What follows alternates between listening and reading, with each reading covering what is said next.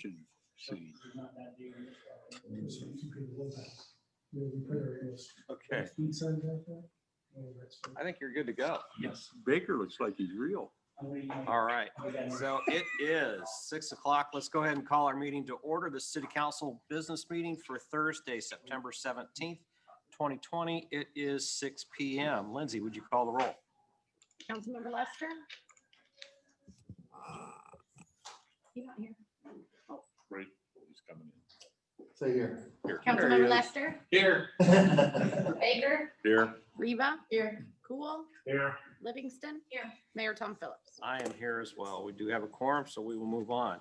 So this meeting of the City of Norwalk City Council on September 17th, 2020 is being held both in person and electronically.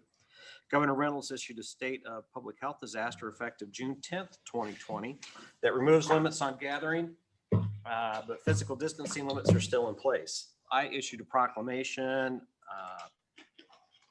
of emergency effective May 15th, 2020 that opened up our public buildings, but due to limits on physical distancing, it is impossible to completely hold this meeting of the City Council in person at City Hall.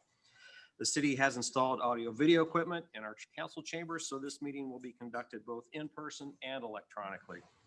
As with all electronic meetings, there may be some technical glitches. We may talk over each other, and there could be a bunch of other issues that occur during our meeting tonight. I just ask we all be patient and respectful with each other as we conduct this meeting.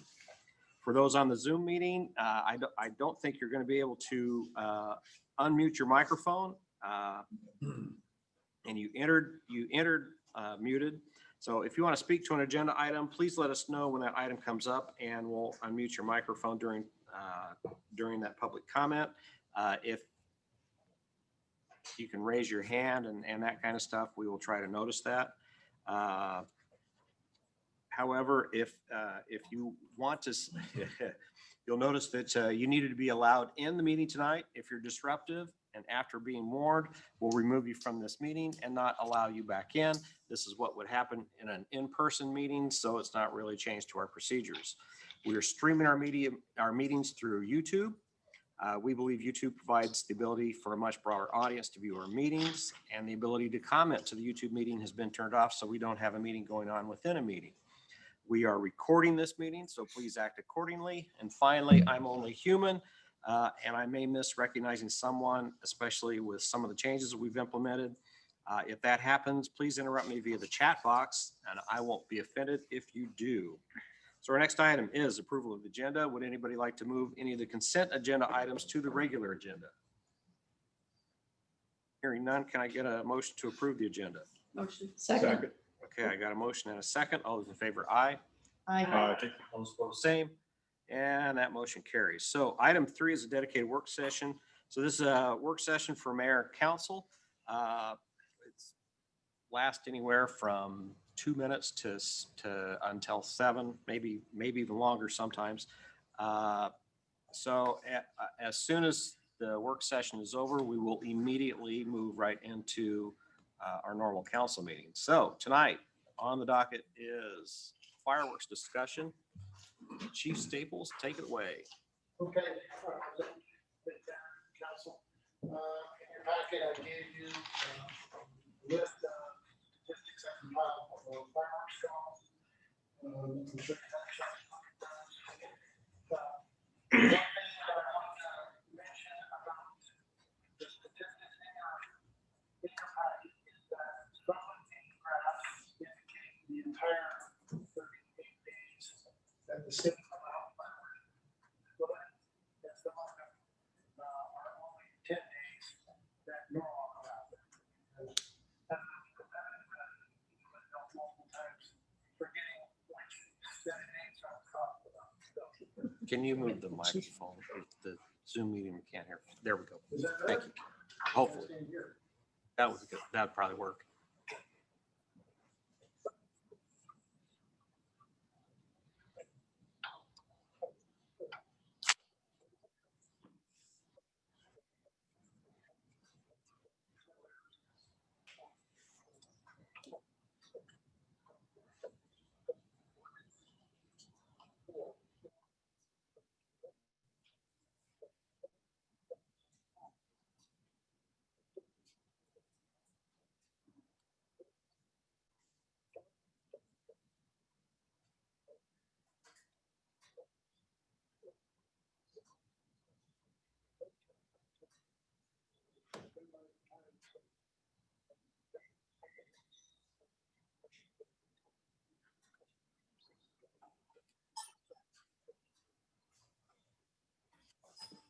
So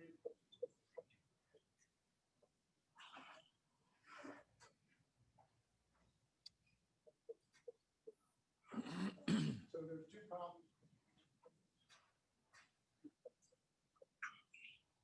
Is that the person calling isn't totally with us, and a lot of those calls may or may not have even been in the city, because right now it's the border between the city and the county. And I do know for certain that there's a house in Warren County, not in the city, that has a lot of fire restrictions. You can also see a small section that looks a little darker around the area of Norwalk Court or Parkville Drive. That is responsible for 6 calls. If most of those were around the July 4th, the date of July 4th. And you can notice there's a spot that looks that's higher than the rest of the what kind of what we have. That is responsible for 10 calls over the course of 38 days. Specifically, 4 June 24th and 3 on June 13th, 14th. Officers work to figure out who the person was. Go for the 13th and 14th and 110. On the 24th, got 4 calls. The officers were not able to figure out who was doing it. Expecting it for a while, trying to find the persons that if they do it there, ask another couple of residents and they could. So it's that as the years have gone, there were cases where people complain have changed. The rest of the statistics pretty self-explanatory. I did want to call out that on metro businesses, metro on westbound businesses experienced an increase. Western significant increases. We did experience an increase to so that's the to one. First and foremost is we have the fund vendors that we did before. But I think the main reason is because we have time to July 4th, the week of July 4th, like they normally do. And instead of spending money on hotels, they have fun. They spend more fireworks. And they move on July 4th. I can tell you that in my neighborhood for certain, and from what I'm talking to the officers, is that there are some fireworks on July 4th itself that people who are doing the city so I'm just going to not be able to pay attention to the city because so just to my back. So so I think there was a lot more people in town doing it, which was fun. Any questions on that? We've done since kind of discuss what to do as a city, lay out some ideas, and to get the agenda statement, do nothing, decrease the number of days. I can say that starting at 10 has not happened ever. I don't know if you consider increase the hours that July 4th. I certainly think this would consider restricting the event with times to be spent. Just perhaps in look at briefly discuss that and their strategies to legal strategies to the funders that are and restrict them to M1. M1 would be what I would recommend if we want whatever. Which would essentially be the businesses along the and microphones. We've also talked about requiring the state employee to be on paper so you couldn't direct it in the field and not because it's a business which is required to meet the regulations on designated parking spaces. Is that accurate? Yep. Those are things we could do. Which might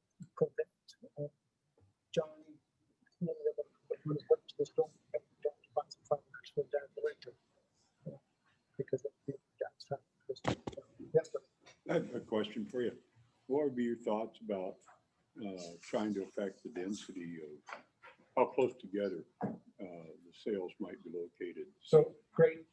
That's a good question, because that's another thing I talked about with Luke and Jen, in that if a property owner wanted to allow a fireworks event to be on their property, they could only allow one. So there could not be two vendors.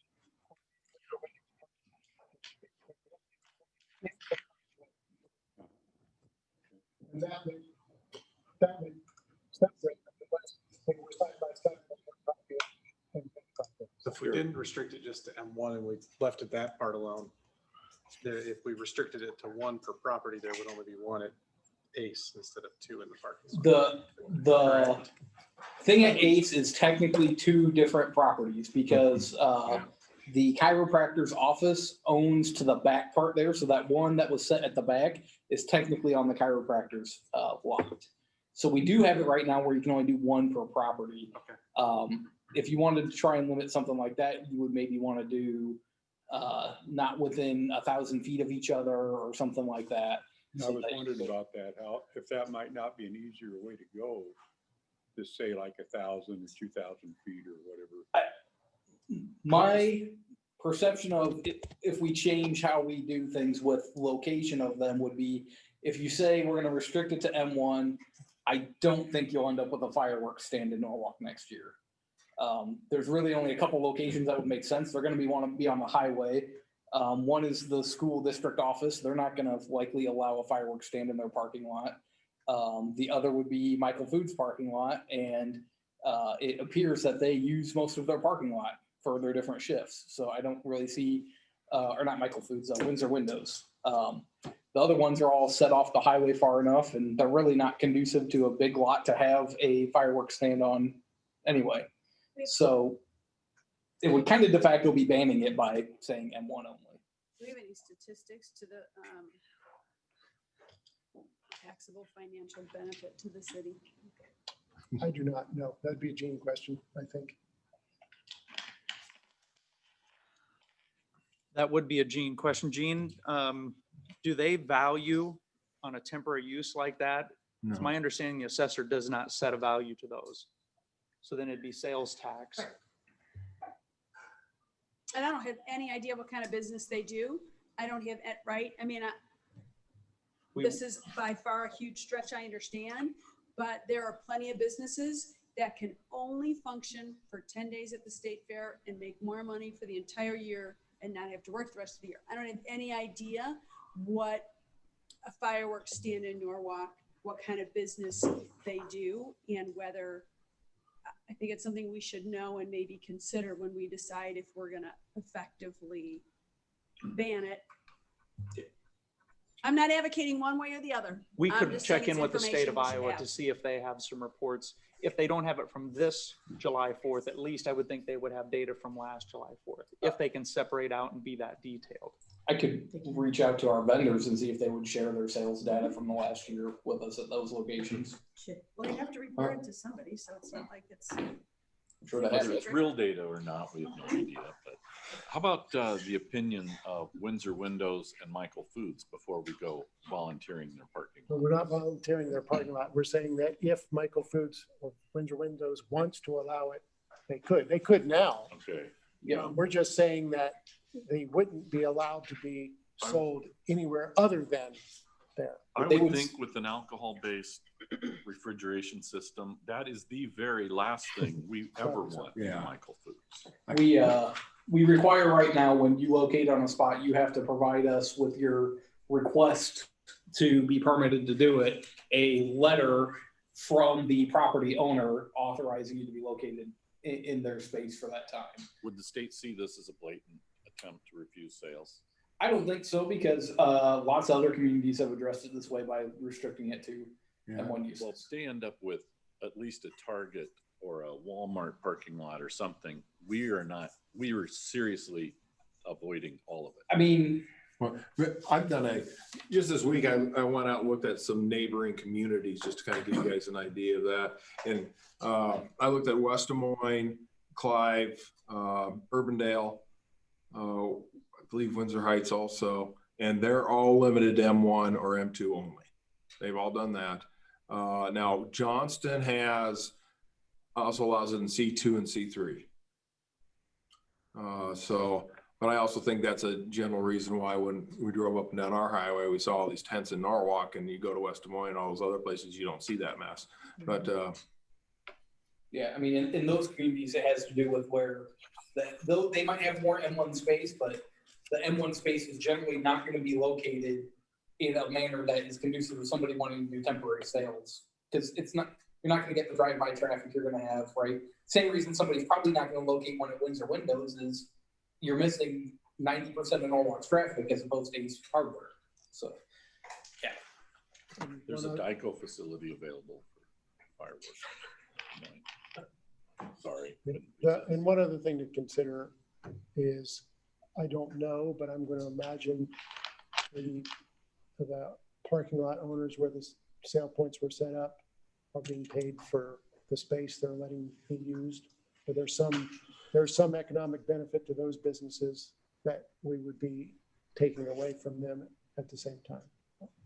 I don't know what that would be, but something we probably ought to consider. I guess I would like to see an ordinance come back with some changes on it that would do those restrictions, right? That would restrict it to the industrial area. And that would have some kind of a distance limitation, between vendors. And maybe they will want to come down and set up in some of those areas, and we don't know, right? But all we're saying is if you want to do it, this is where you can do it. And we want you at least this far apart. And I like the pavement. I like that in there. I'd like to see that. I don't know. What do you think, Baker? Do we have a basis for asking them to be so many feet apart? Don't get the idea that I like having 1,000 vendors here. Don't misconstrue that. No, I know. But I'm worried about what is the reason why you want them Some more than 1,000? Some of it's traffic and some is public safety. That's a good point. I think you can. I didn't hear what you said. Too many people talking. If one of them goes up, the other one won't. Right. Okay, that makes sense. I just wanted a basis for it. But I think if you have in the ordinance that only one per property and it's industrial, you're gonna have that distancing requirement. Well, maybe not. Depends on the properties, the property lines and where they're located. Yeah. 1,000 feet. Jackie, I got a message from Jean, and she is in belief that no, that they don't assess those temporary structures, but the local option sales tax, we would have to get that information from the state. That was more what I was, I didn't figure they got assessed property tax kind of thing, but yeah. Mayor, I don't know if you saw in the chat, Holly said, consider extra traffic in town patronizing our businesses, the economic benefit. Right. I mean, I just think there's more to it than, I was rather dissatisfied this year with the appearance, with the fact that at least one of them, in my opinion, was not following the code, but was given permission to not follow the code because of the ordinance because of a misunderstanding of what the ordinance said. I was disappointed with, these huge inflatables is obnoxious. There's a lot of things that I would like to change about our ordinance. I don't know that I necessarily want to get the sale of them out of our community. I do think there's some benefit to sales in our community. I don't equate sales directly with discharge. Now, certainly if we have them and they're easier to get, people who are going to break the rules are going to break the rules a lot easier. I understand that. But if people drive to Missouri to get them, if they have to drive 2 towns over, they're going to get them, right? So if we can have those sales and bring those people here, that makes sense to me. It's a completely different discussion for me, the time and the dates that they can be discharged. It's also a discussion that I want to have more completely about what they look like. I thought there was an improvement this year over last year where you had a ton of those garbage can opening drums or whatever. I don't think, And- yeah, I'm sorry, go ahead. I didn't No, know. I do think that it was a slight improvement because there was only one this time versus we had them all along that whole by the car wash there. Right, yeah. And so it was improved. But I think there is a benefit to having them in town. I think there was a lot more people using them, just like you said, they weren't traveling. It would just This be a- year, it was some sort of semblance to normal. Mhm. And everyone was just having fun with it, staying home. Yeah, there was a massive group of people that have never shot fireworks off before, and they had a lot of them. Everywhere, no matter where you went, there were people, oh yeah, we've never had them before. And they thanked us for the ability to do it.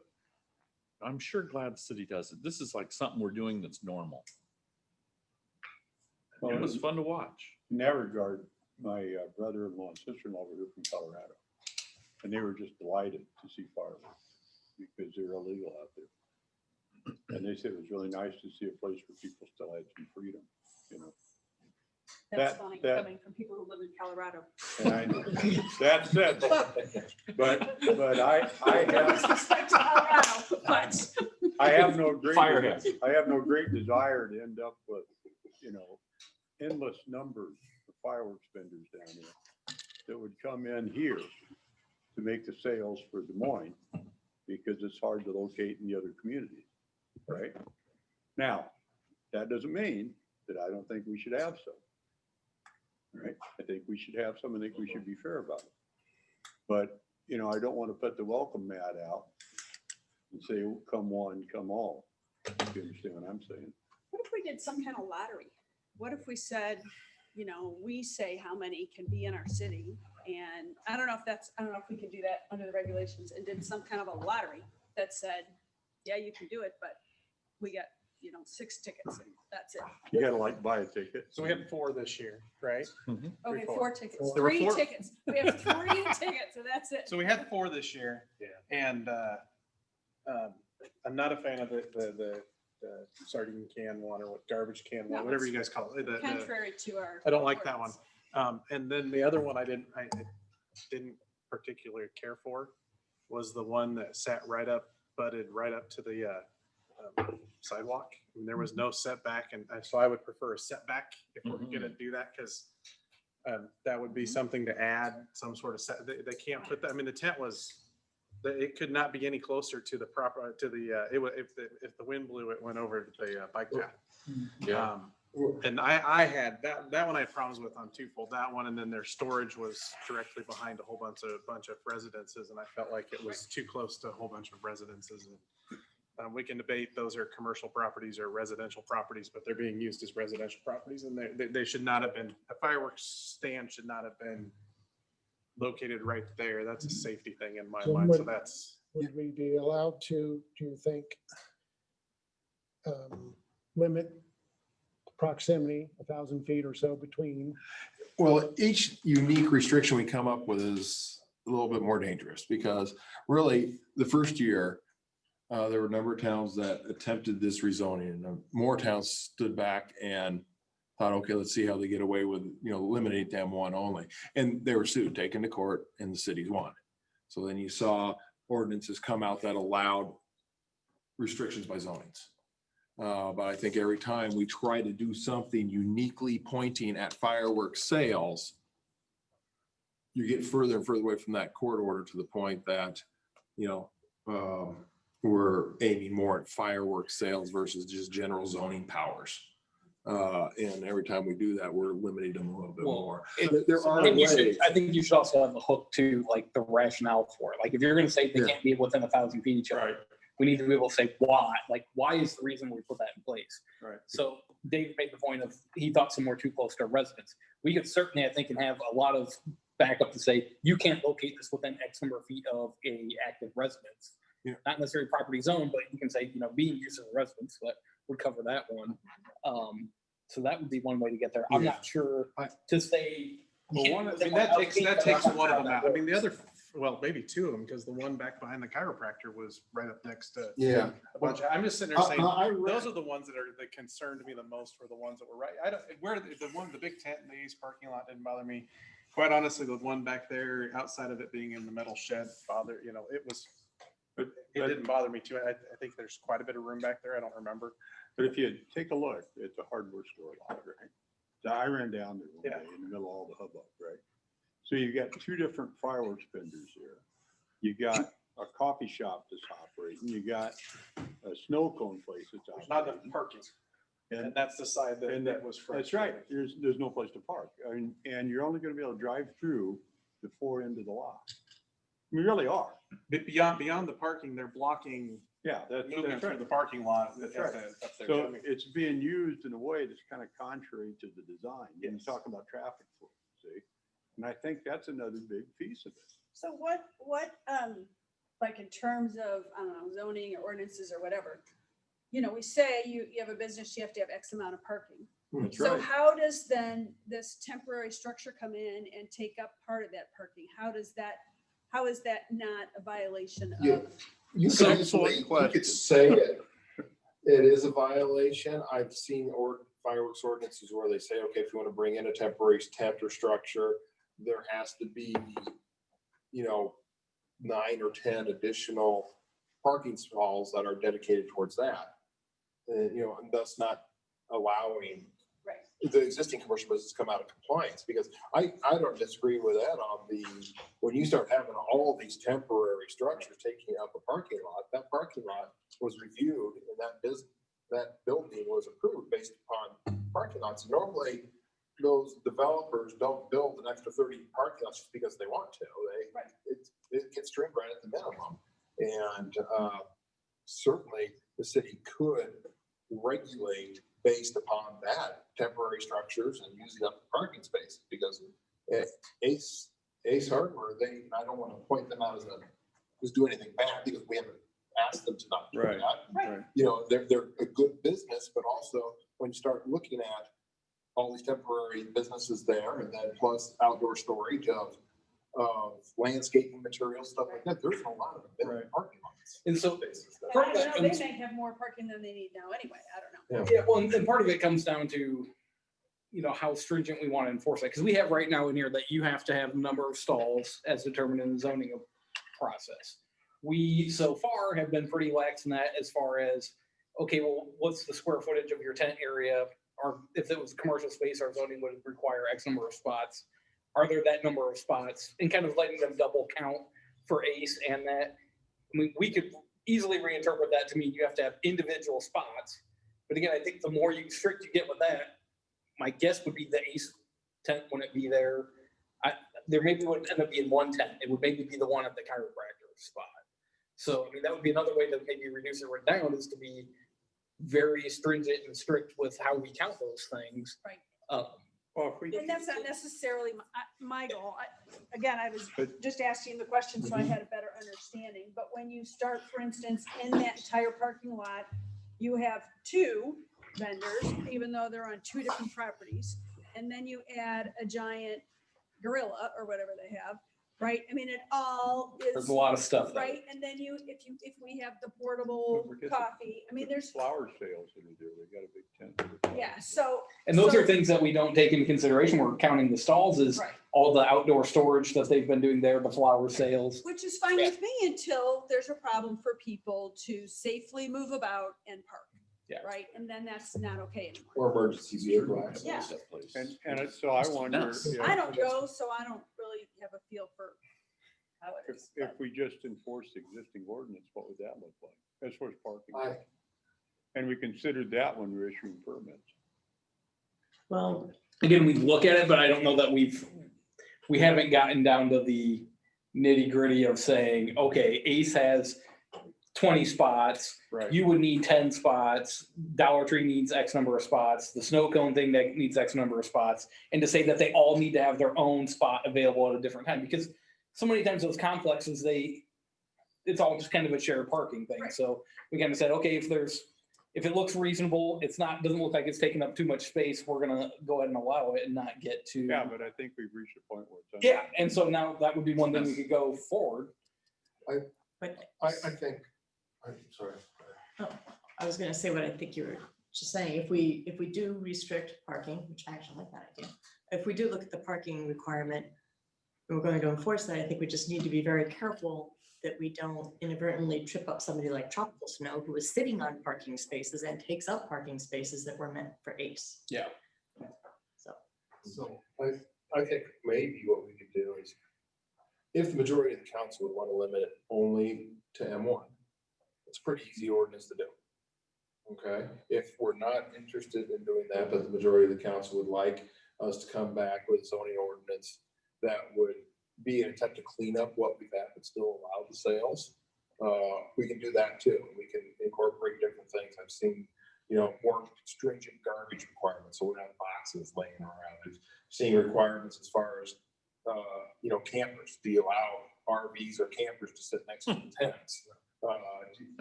I've seen requirements that the tents have to be a commercial grade tent that has proven fire resistance abilities, and they have to prove that. So there's a lot of different restrictions that I've seen in the ordinances that I've reviewed over the last week with the different cities. And I think we could certainly come back with an ordinance that has a lot of those things in it, and then you guys kind of look at it and say this looks good or not, or give some different suggestions.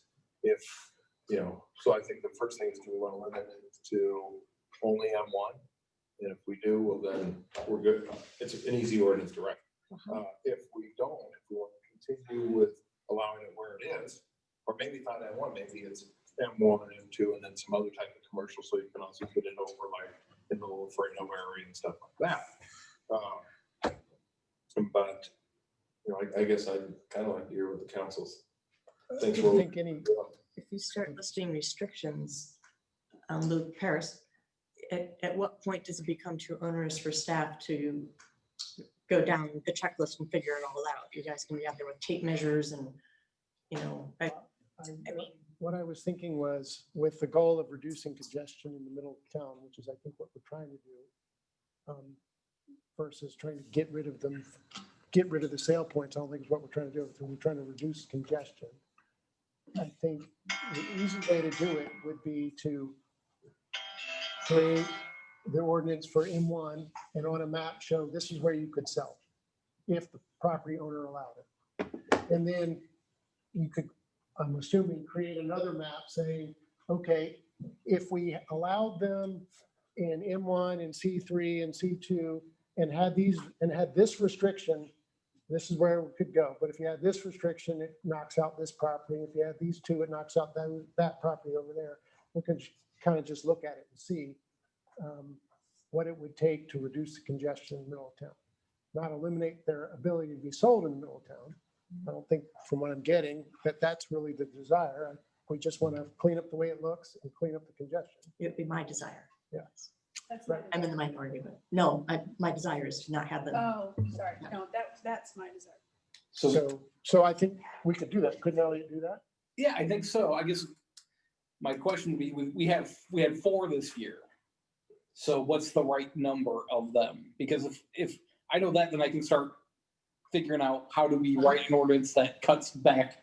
I don't know what Which the right one? number is. I think it's the amount of them all in one spot.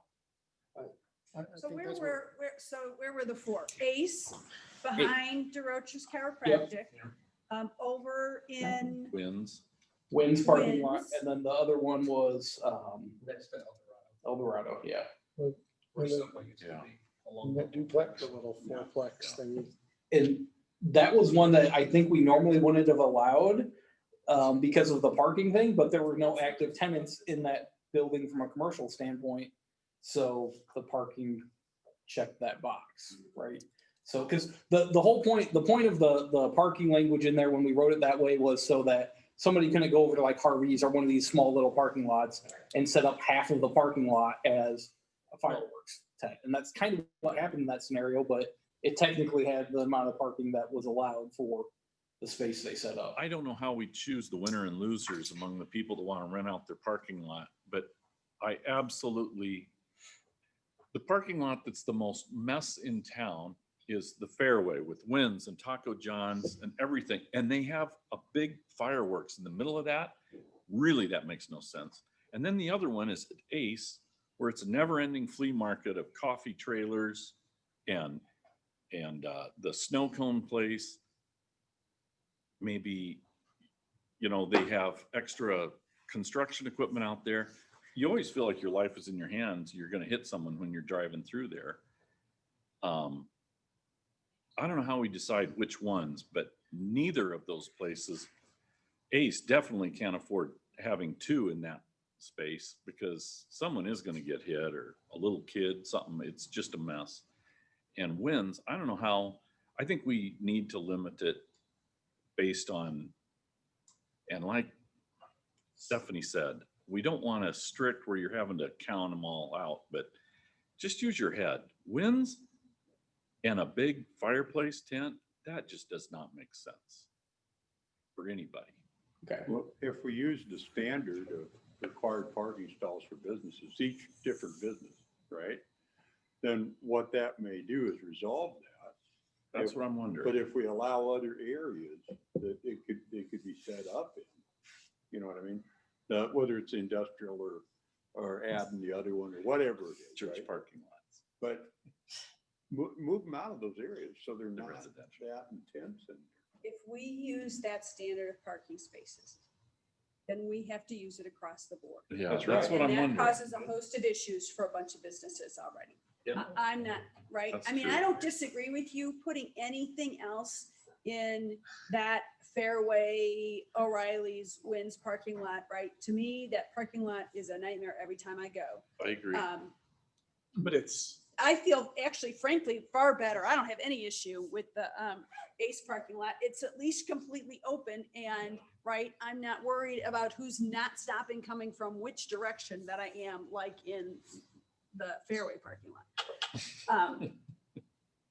Having said that, I think that we can't write this so that it eliminates the tents without it having an effect on these businesses that do share parking. Because let's face it, right? I drive one car to make my stops at Ace and the dollar store and right. I don't drive three cars, so I don't need three spots, right? And I think that's kind of the theory behind you can share some of the space. But if we're gonna get strict on the tents, then we've got to enforce it all the way around. I think that's I think we're sharing too much space. But I guess that brings me back to the idea of using different zoned areas. Because then that lets us avoid having to be strict on the parking enforcement, parking stall enforcement, right? But removes that situation from there. It gets it out into the other parts of town and away from where that traffic is. Because those tents aren't the only thing in those lots. You know? I think I've got a good understanding of where you guys are coming from. I think between Jim and I and Elliot, and we can probably come up with some different options on some different ways to crack the nut that we've trying to figure out here. So we can put some stuff together and bring it back to you. Just I mean, there's probably 3 or 4 different ways we can consider it. So it seems like we want to try to limit the density of where they're at. 3 to 2. so, Okay. so I would tell you, I'm not a fan of cutting it to M1 only. Okay. But I'm not a fan of having it as close to the residential areas as we have. Okay. That's the piece that that's bothered me, and 2 of them, I think, And were a too setback from the close. sidewalks, I think is also an Yeah. important factor. Those are pretty easy Yeah. things because they're just numbers we can throw in there. I think It's those, the how do those we alone try to should keep, limit. And the gorilla. what's that? And no And no gorilla. gorilla. We No can limit that, we can limit size of.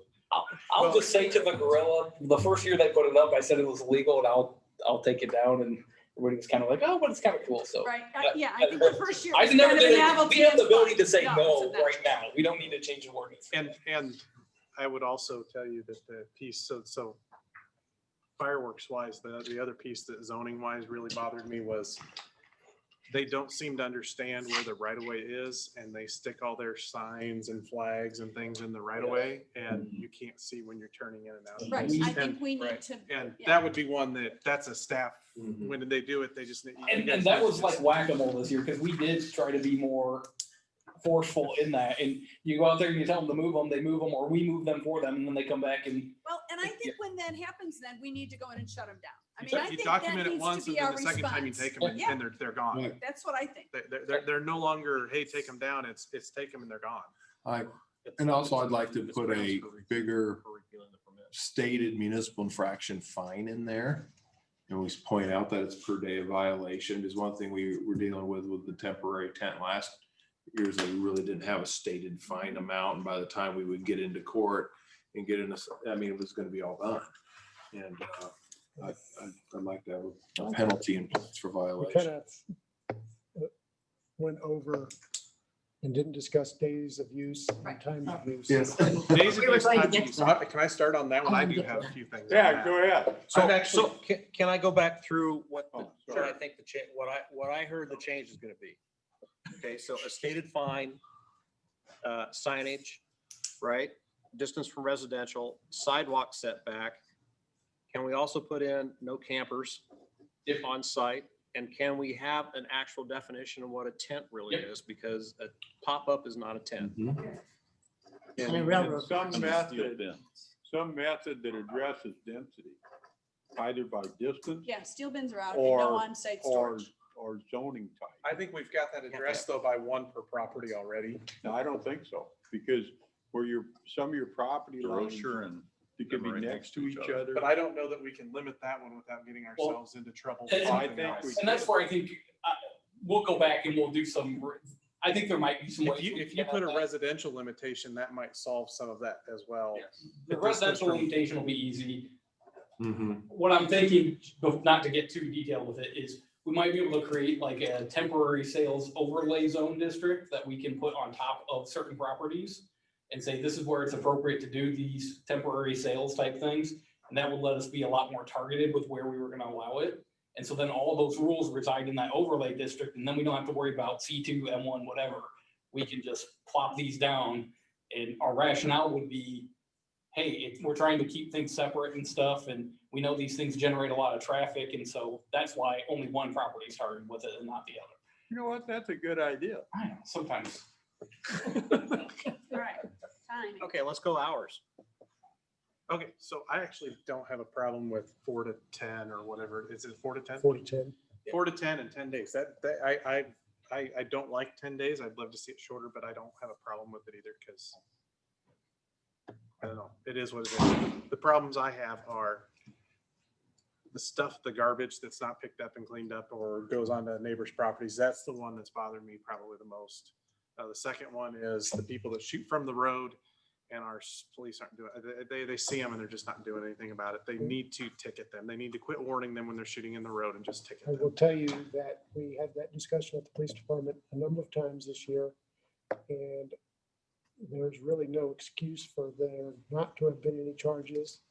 I can explain it as the month of June was a very difficult time to be a police officer. And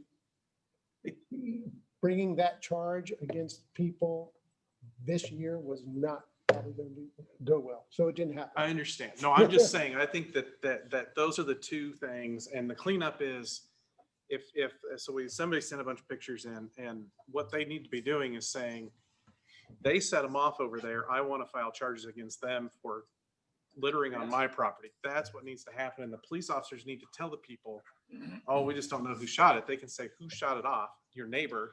Are you willing to press charges against them? That's what needs to be said, because if they're gonna, if they want to send pictures into us saying, here's what's happening, great. But they've got to understand, they've got to be willing to press charges against their neighbor if they don't like it. I mean, that's the problem with most of these complaints, is they're not willing to, even if your officer said, are you wanting to press charges against that person that shot them off? Because you have an eyewitness now saying they shot them off. Oh, what a night. But you'd I'm have just to- saying, Right, You could an have to- eyewitness who says, I saw them shot it off and I saw this garbage from that shot land in my yard. There 'Cause you that's what go. it's gonna take. That's Yes. what- Of the but what I'm saying is that if Those they're not witnesses willing to are few press and far charges, between. yes, and that's Because the in the thing morning, I is, wake up and I have all this crap in my yard because I went and hid my closet at night because I hate fireworks. And I Yeah. didn't see who shot them off. I just know it was all around my neighborhood. I cannot charge it. correct. And that one, I don't know what else to say for, but I'm just saying that I think that half of the complaints on here, they know who's shooting them off. And rather than addressing it with their neighbor, Right. they're sending it to us and saying, just ban the fireworks. And I'm saying that banning the fireworks doesn't work. I'm sorry. It doesn't work. That's my problem with that's why I say 10 days I'm okay with, because it's not, I don't like it, but I'm not, and as far as going longer, I think I saw somewhere about longer in here about going longer on the 4th or whatever. I actually was irritated with the amount that were going off after that. And after working all day, I was not real thrilled to go home and still hearing them go off at 12:45. They went on a little long on the fourth. Yes. There's no doubt about it. And there's nothing that can, Clear through the I night. hate saying it, there's nothing that can really be done. As far as the smell, I actually enjoy the smell of Well, we gunpowder need and to- sulfur, so I apologize to anybody that doesn't. That one I actually kind of enjoy, so. It was still strong the next morning, which was maybe not good. And the haze and the air quality sucked, I agree. But I don't know that banning them here is gonna do it. But the air quality was bad in those cities who banned them. Yeah, that's what I'm saying. I don't think banning Yeah, is right. gonna change It's not gonna change anything. the negatives to this. Your dogs are still not gonna like it. I'm blessed to have a dog that hears the fireworks going off and is looking for the bird that got shot so she can go chase it down and bring it back to me. So just there's different dogs react differently. My dog loves it. My old dog hated it. And she was a bird dog too. So How about a public service announcement? I agree with the cleanup. I mean, Yeah. my yard had crap everywhere and I didn't shoot one off. But also just a public service, pick up after your dog, pick up after your fireworks. I like that. Let's cover that. Neither of those work. Hmm? I said No. neither of those work because people don't pick up after. I know, they don't. You don't know where they land. What No. exactly is our, how does our ordinance read now for the time that you can shoot fireworks? 4 PM to 10 PM. June Every day. 29th through July July 8th. 8th. Okay. So nothing later on the. 10 days. 4th. right? So, It's a 10-day period. so I'd like to see, you can start fireworks the Friday before the 4th of July, and you can do fireworks until whatever time we decide, 10 PM the Saturday after the 4th of July. That's how you ended up with June 29th to Yes. whatever. I Yeah, understand. that's what. There is, yeah. What There's is no reason to be shooting fireworks off Sunday after the 4th of July. That the party's over. There's no reason to be shooting it off the Monday after the 4th of July. The party's over. And those were both dates that fell within this year. Because I think Monday was the last day you could shoot off fireworks this year. So one thing I like about the June 29th, July 8th, it's the same every year. It's easy for people to remember.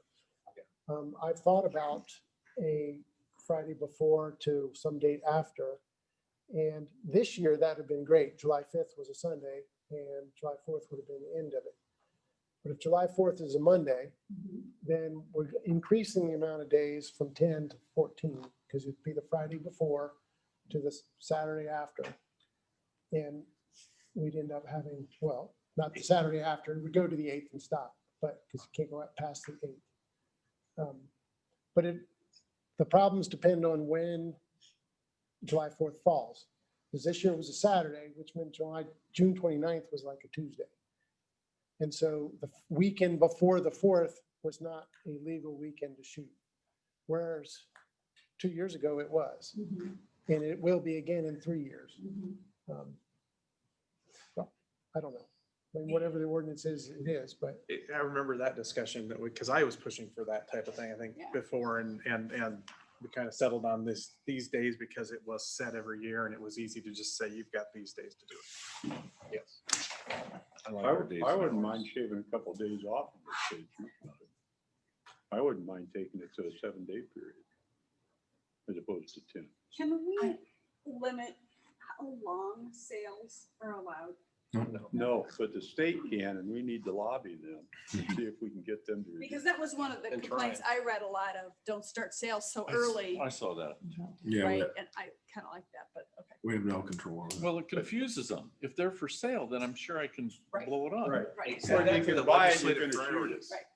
Right. So every year I've asked, since we had this problem, I've asked that we restrict fireworks to July 4th. And then I said the 3rd and the 4th.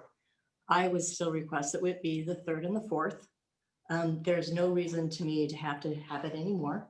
It is a very extended period of time for me. You don't need 10 days to set off fireworks. Maybe, I mean, for the 3rd and the 4th, maybe those 2 days, you let them go off until 11 o'clock. You know, maybe you let them go off till midnight. So you have 2 days where it's just chaos. And the rest of the time, you know, it's not so bad. And people should be able to remember, I can do it the night before or that night, because even the fireworks around all the different communities around the metro, they're either on the 3rd or the 4th. So that should be really easy to remember. And I'd But if like to, If you look at the communities around the metro, they're shooting them off all the time. no, I mean, the city sponsored ones or the official ones, like the Right. downtown Des Moines ones. I already think we have it, but we're getting into a narrower and narrower ordinance that can't be enforced. Or that's not easily enforced. Yeah, probably would not be as effective. Right. Right. If we were to shorten it, I could do July 1 to July 5th. I think that's 5 days. I don't know if there's I a like habit the way that's you shortening do it, it. but that's the only way I would shorten it. But again, it's back to, the minute the tent goes up, some people think they're legal and just start shooting. Right. Right. I would like to not have any, but I do recognize that there are people who enjoy setting off fireworks. And for how many years we It's had, just the people that aren't playing by the rules, and you're never gonna stop them. But why do you encourage them basically by saying you can do it for all this time? and essentially for years, they were illegal in Iowa to use, Right. and people shot them off And they were anyway. deafening. Right. Yeah. All the time. And anybody that tells me they were worse the last couple, I think this year they were, but if you take this year out and just the last 2 or 3 years, they weren't any worse the last 2 or 3 years than they were when it was illegal in Iowa.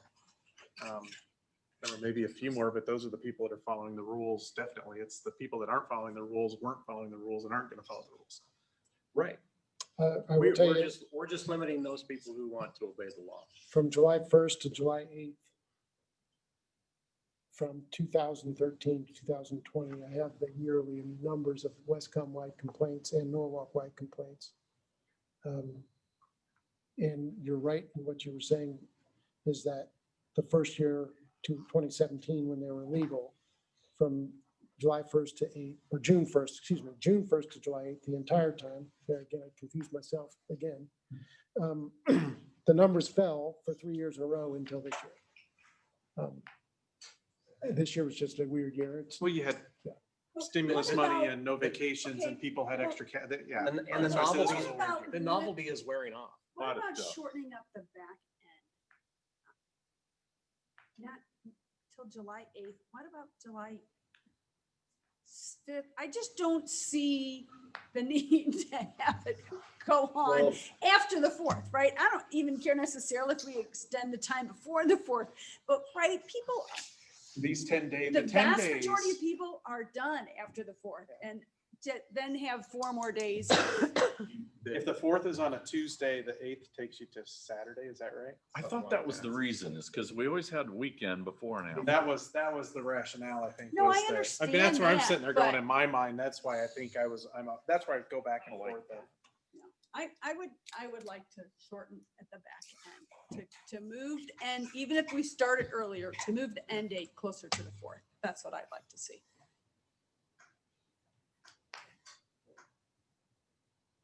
leave it at 10 and go through this 27th to the 6th. That's 10 days, the 27th to the 6th. I kind of liked how we had it. It was pretty well thought out at the time. I think the dates and the times are, I'm not sure I there was a majority. I'm not sure there was a consensus.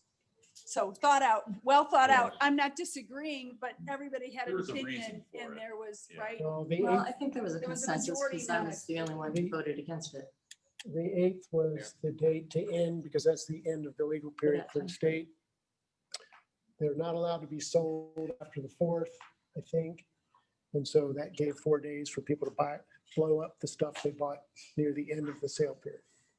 So what I would s- I 7 still days would like be to see it end closer to, sooner after the 4th.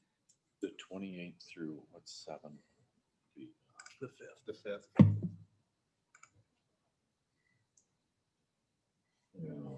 Yeah, if the fifth falls on a Wednesday or Yeah, Thursday, that's a they're gonna be mess. flying on the following weekend. Yeah, that's true.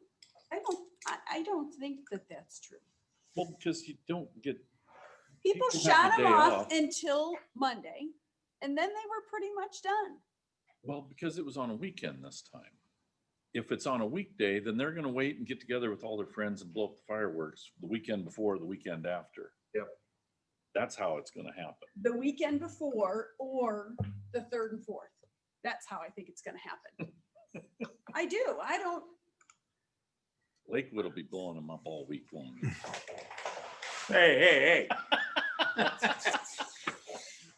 I don't think Lakewood was the problem this year. I'm kidding. Orchard Hills area was a problem this year. I think everywhere. Our neighborhood. It was a problem. There was everywhere.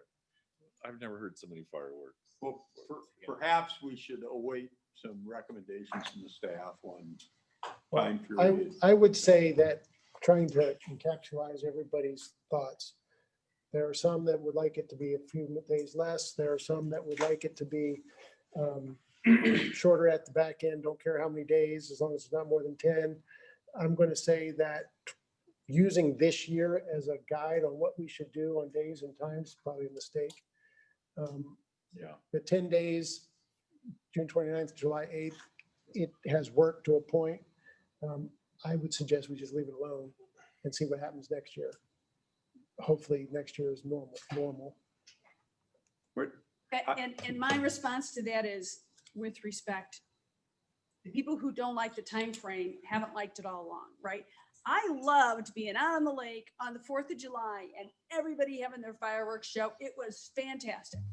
I didn't like on Monday being at the pool and somebody shooting fireworks off. I'm not opposed to fireworks, and it's not this year that causes me to say, I would like to shorten it up closer to the end of the 4th. So that's my, I don't have a Opinion. preference. I just have to write it. I'm just looking for some guidance. I'm just trying to do my job. I know you're looking for guidance, but God love you, some of you like listen to 2 people and come to a conclusion when No. almost every one of us are saying something different, Well- and somehow you can find common ground.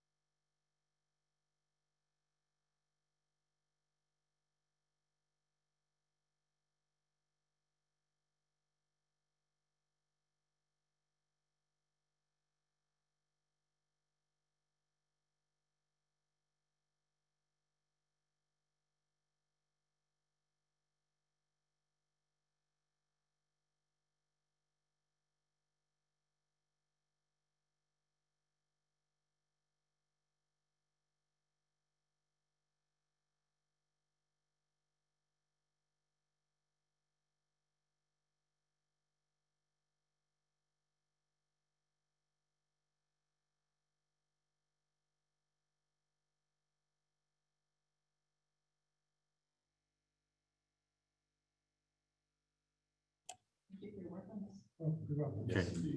So we've lost audio and video. We're trying to get it back right now.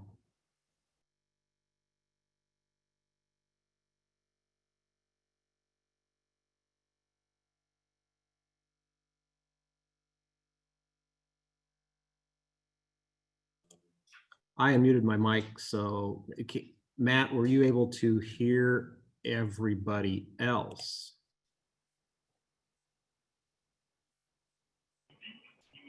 Yeah, I could start to hear all of you. It just looks like your council chambers And I can't hear host Matt. person. We Oh, lost. can you not okay, hear me? So, yeah. Hang on just a little bit and we will be back. We're just going to take a quick recess and try to get the technical difficulties fixed, and we'll be back.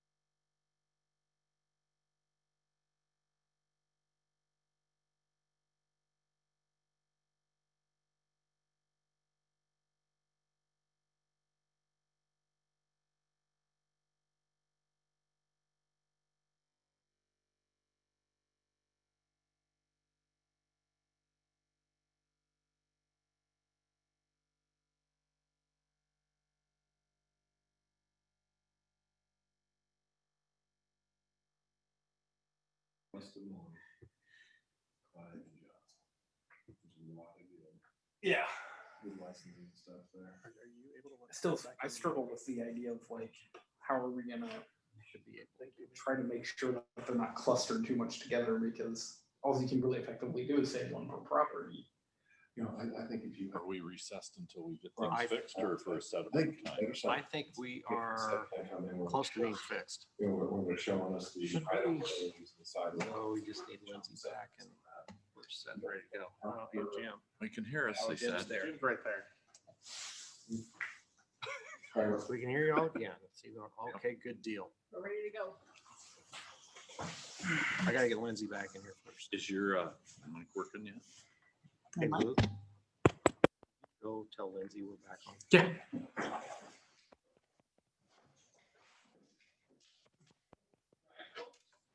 Green light's on. You know, it's kind of nice for, I'm thinking that should be in this room that was You might just want to find it. I'm thinking that's what we're gonna do. I'm just gonna do this. Okay. It's not working. All right, I'm gonna stop sharing. I think we are back in session. And thank you, everybody, for waiting. So where we left it is that Chief Staples is gonna wait to hear from me as far as what council wants to do. Council's gonna let me know what they want to do, and I'll tally it all up and let you know. That works for me. Thank you. Yes, sounds good. All right, item 4, welcome guests and public comment. We'll open it up for public comment. Anybody who wants to comment, please raise your hand in the participant list or send a message, chat message, so that we know who you are. This will be for non-agenda items. You'll get a 3-minute time limit. We can't take action on these tonight since they aren't on the agenda. Also, if you'd like to comment on any item in the consent agenda, now would be the time. So I'm not seeing any hands. I'm not seeing any comments in the chat box.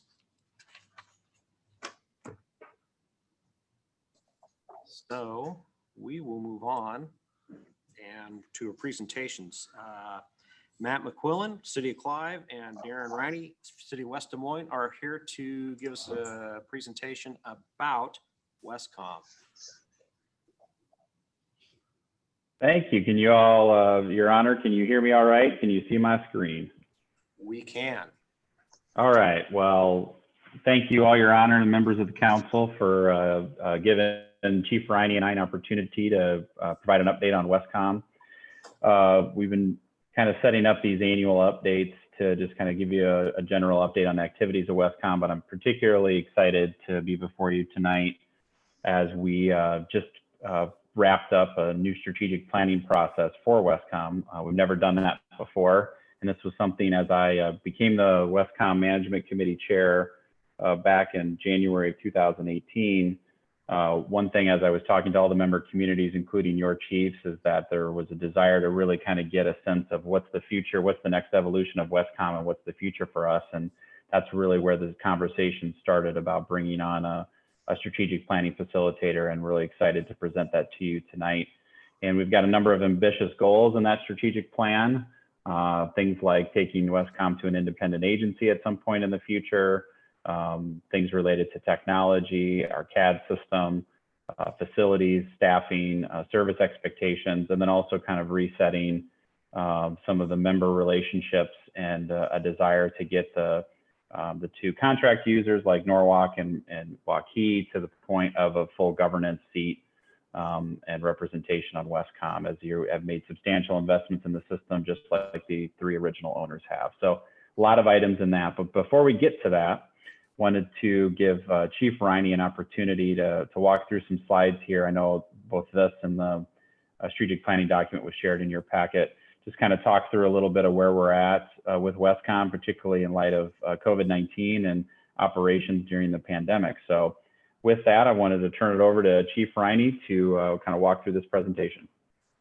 Thanks, Matt. Thank you, Mayor and Council as well for inviting us and allowing us to take up some of your moments tonight. Some of the history on Westcom, Matt touched a little bit on it. We've actually been in existence. They came together in January of 2001. And as West Des Moines, Clive, and Urbandale, each one had their own separate public safety dispatch centers staffed by their city staffs 24 hours a day, 7 days a week. 2012, Westcom began dispatching for Norwalk, and in 2015, Waukee joined us. With the shared partnership of these cities through the 28E, we've been able to facilitate centralized services and cost sharing with funding currently based on the populations of these cities, which I'll give you some more information on that here in just a bit. Westcom has completed our first strategic planning process and established some aggressive goals to continue to move Westcom forward and to better serve the cities, responders, and the public we serve. While we're here to present the strategic plan to the mayor and council, I want to update you on our current events and how the COVID pandemic has affected us from the perspective of Westcom. Starting with the police statistics, you see the city of Norwalk there in the purple. Comparing the first 6 months of 2019 to the same time frame of 2020, Chief Staples and his team were down by about 15% compared to that same time frame last year. Those numbers are really skewed though, because the numbers were considerably off more than that March, April, and May during the initial onset of the COVID restrictions. For the same time frame for the fire and EMS departments, Chief Coburn and his crews were about the same in call volume compared to last year, about 2.5% up. Pretty average for the fire and EMS departments that we've seen. Interesting thing with these numbers is that for the months of March, April, and May, the majority of all the departments served by Westcom were down by over 30% compared to last year. Westcom, for example, in April, May, and June of this year was at 35% less call volume than normal. And since things have started to reopen and people are moving about again, we returned to being about within 5% of our normal call volume, and we expect to surpass last year's numbers. The month of April versus the month of August was a difference of nearly 6,000 calls just between those 2 months.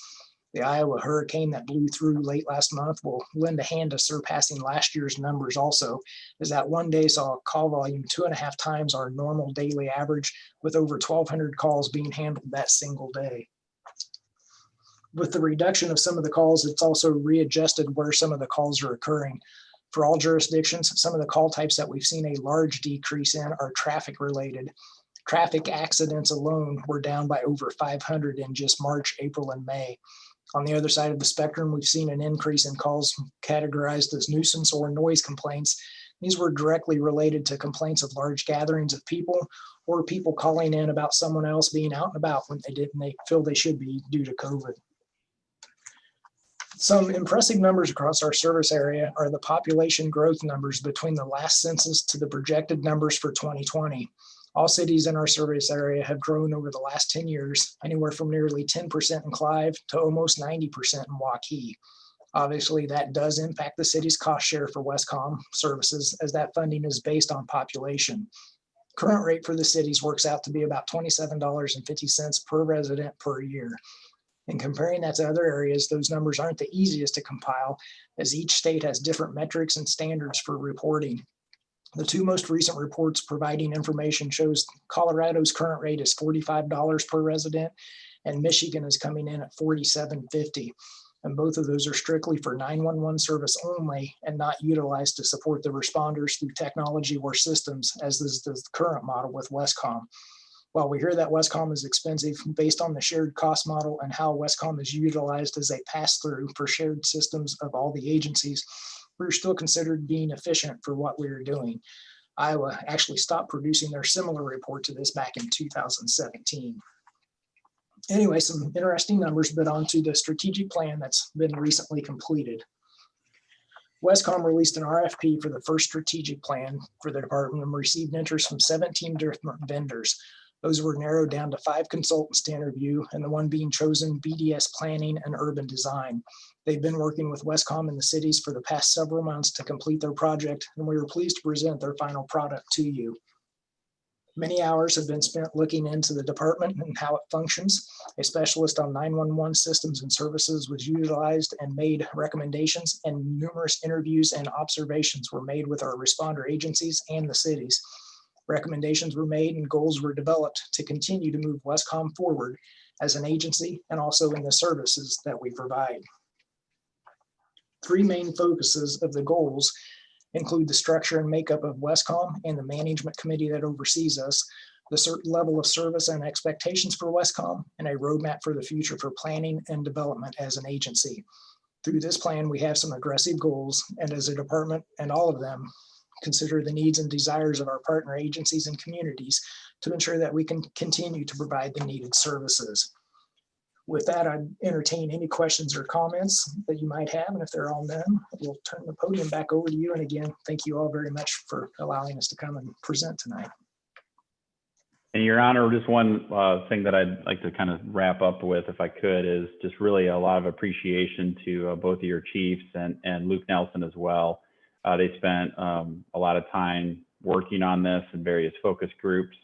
I know we also interviewed the mayors as a part of this too, so appreciate your time as well to really make sure that we've got well-rounded input on the strategic plan. And I was really excited with the consensus that we had with some pretty aggressive goals that we've laid out in the strategic plan, and happy to see that really across the board amongst the 5 cities. So really excited to present this to you all, and know this is kind of the beginning of a journey for us to really take Westcom to that next level, and really the next evolution of both its governance structure, its service structure, and even facilities potentially down the road. So happy to have any questions, comments, or concerns that the council may have.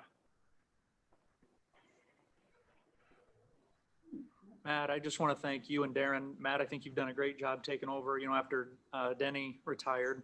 Yeah. And I think you've done an excellent job of taking this on, and especially going through the strategic plan. So thank you to you and Darren for the work you've done. Yeah, I agree.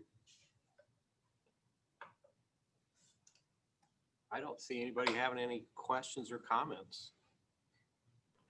Well, with that, we won't take any more time in your agenda, just letting you know that we'll be coming back on a regular basis, at least annually, to update you on the progress. And I'm sure your chiefs as well will keep you apprised of any significant developments. And one thing that we're looking at with some of the governance changes is having to maybe a smaller group, maybe more focused with the city managers, really looking at the bigger financial questions going out in the future.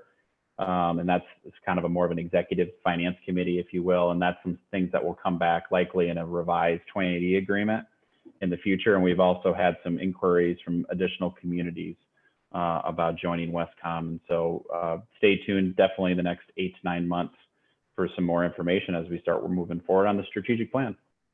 Great. Thank you, Your Honor. Exciting times for Westcom. All right. Thanks for being here, guys.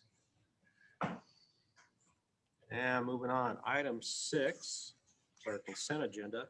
We have approval of the September 3rd, 2020 minutes of the regular city council meeting. Have expenditures, tax abatements, a resolution approving the chief of police to enter into a contract with the Governor's Traffic Safety Bureau for receipt of grant funding. We have approval of municipal securities disclosure policies and procedures, and update of financial policies, section 8, financial reporting and accounting policies. Have a resolution authorizing the city of Norwalk, Iowa to submit an application to the Iowa Department of Transportation Iowa Clean Air Attainment Program for the Iowa 28 Traffic Signal System Project, and monthly reports. Can I get a motion? Motion. Second. Okay, I got a motion and a second. Lindsay, would you call the roll? Councilmember Lester, Yes. Baker, Yes. Reba, Yes. Cool, Yes. Livingston. Yes. All right, motion carries. We now have item 7, which is the old and new business for consideration, discussion, and possible action. Item A is resolution approving a purchase agreement with Keltec for implementation of a body-worn camera program. So we currently have cameras in all of our cars. We provide a 360-degree view around the car, but body cameras have become more critical component in a police officer's toolbox of equipment. So this item is asking us to expend up to $72,000 to be able to place body cameras on all of our officers. I'll turn Yes. it over to you, Chief. Thank you. As the mayor said, I'm here asking for unbudgeted funds to start not to start the body camera program, to complete the body camera program. It wasn't my intention to ask for body cameras this budget year. It was my intention to do it next year. That's a listed goal in our police department strategic plan to have that done by the end of calendar year 2021. But with the occurrences of this past year, this summer, I think that it's in the city's best interest to do this sooner rather than later. And I say that for a number of reasons. First and foremost is that the camera system could, if an incident happened, save the city in a lawsuit.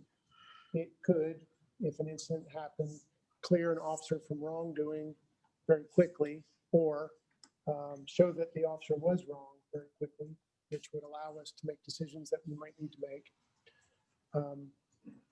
And when I say it, I don't want to start the body camera program, I want to complete it. I say that because I've been gearing up slowly to make the final ask by purchasing infrastructure as time went on. Each car needs about a $1,500 piece of equipment that allows the body camera to sync with the in-car camera. And I put that in 3 of the cars already as time had gone on.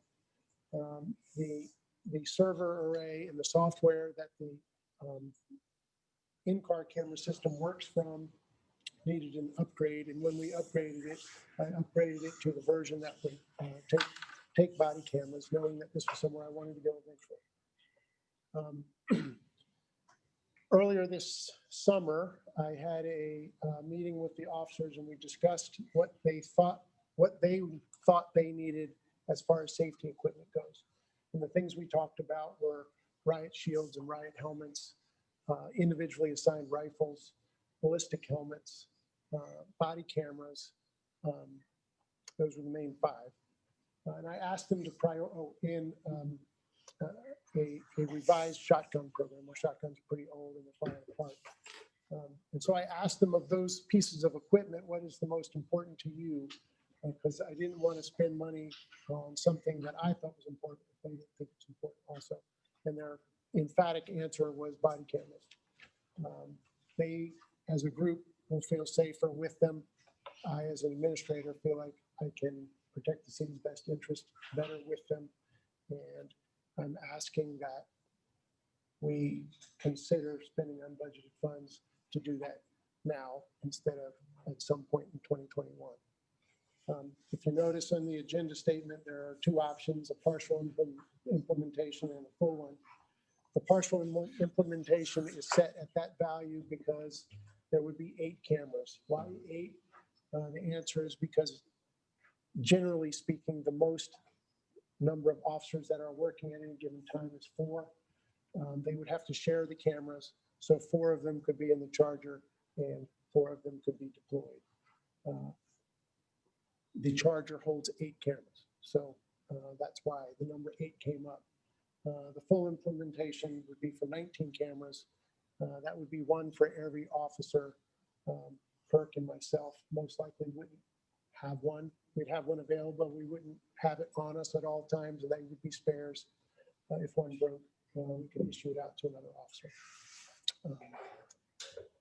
That's pretty much it in a nutshell. I wanted to emphasize, I said this in there, that this isn't a replacement for the in-car system. It's an extension of the in-car system. I will say that Chief Cool and his previous assignment and Assistant Chief Westfold really started a very good in-car camera system. There are not many agencies out there that have a 360-degree view like we do. And that right there, as an example, the officer shooting in Compton would have been on film from the police car. It's not on film from their police car, as far as I know. There are a number of times where the side view that's off the car has provided good footage for us for various reasons. The reason to add a body camera to that, even though that the car has a 360-degree view, is it doesn't view inside a building.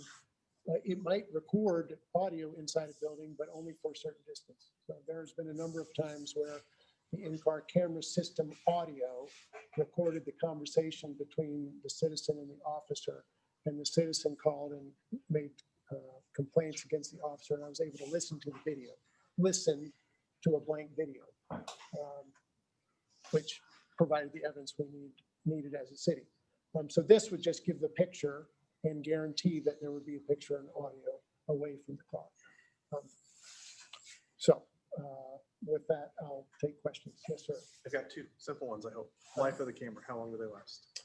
Good question. The camera system for this price is 5 years, full replacement, full warranty. All system maintenance is included in the price of each camera for that.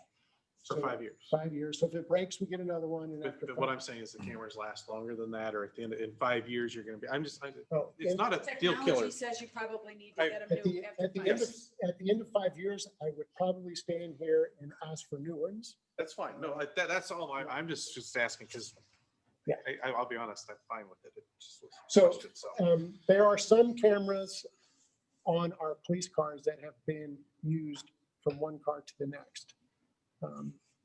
So the camera itself will last. It's the backups, oh, that's fine. 5 years, 5 years-ish is what I'm hearing. Yes. And then once we implement it, is there any annual cost for those 5 years? No, It's that's the just one price for cost 5 upfront. years. Okay. Unless we have to add a camera. When we add a new police car, we'd have to put in that $1,500 piece of infrastructure. But what we buy is all paid for 5 years. But you'll budget that into that's a new vehicle or whatever when you do it. Yep.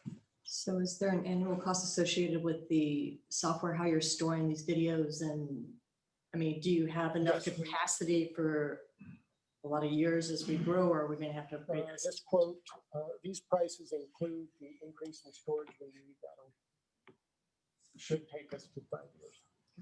Unless you guys like give me 10 officers all of a sudden and we take a lot of video, then we might need more. Chief, what's the range from those? I don't know. Any idea? I don't know. I'm just curious.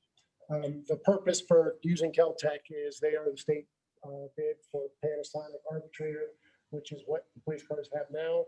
And the whole idea behind this is the body cameras use all the same infrastructure as the in-car cameras. It all downloads, it's all tagged the same, it all deletes the same, everything works seamlessly together. So we did not look at any other vendors. We just stayed with the one that we already have the infrastructure for. Do we have already in place the ordinances or whatever on the treatment of the videos, when they can be released, when they can't be released, how all that's done? Is that already in place with the cars? Assuming that this passes tonight, the next thing for Kirk to do is to order them. And the thing after that for Kirk to do is to finish the policy on how they go. Okay, just curious.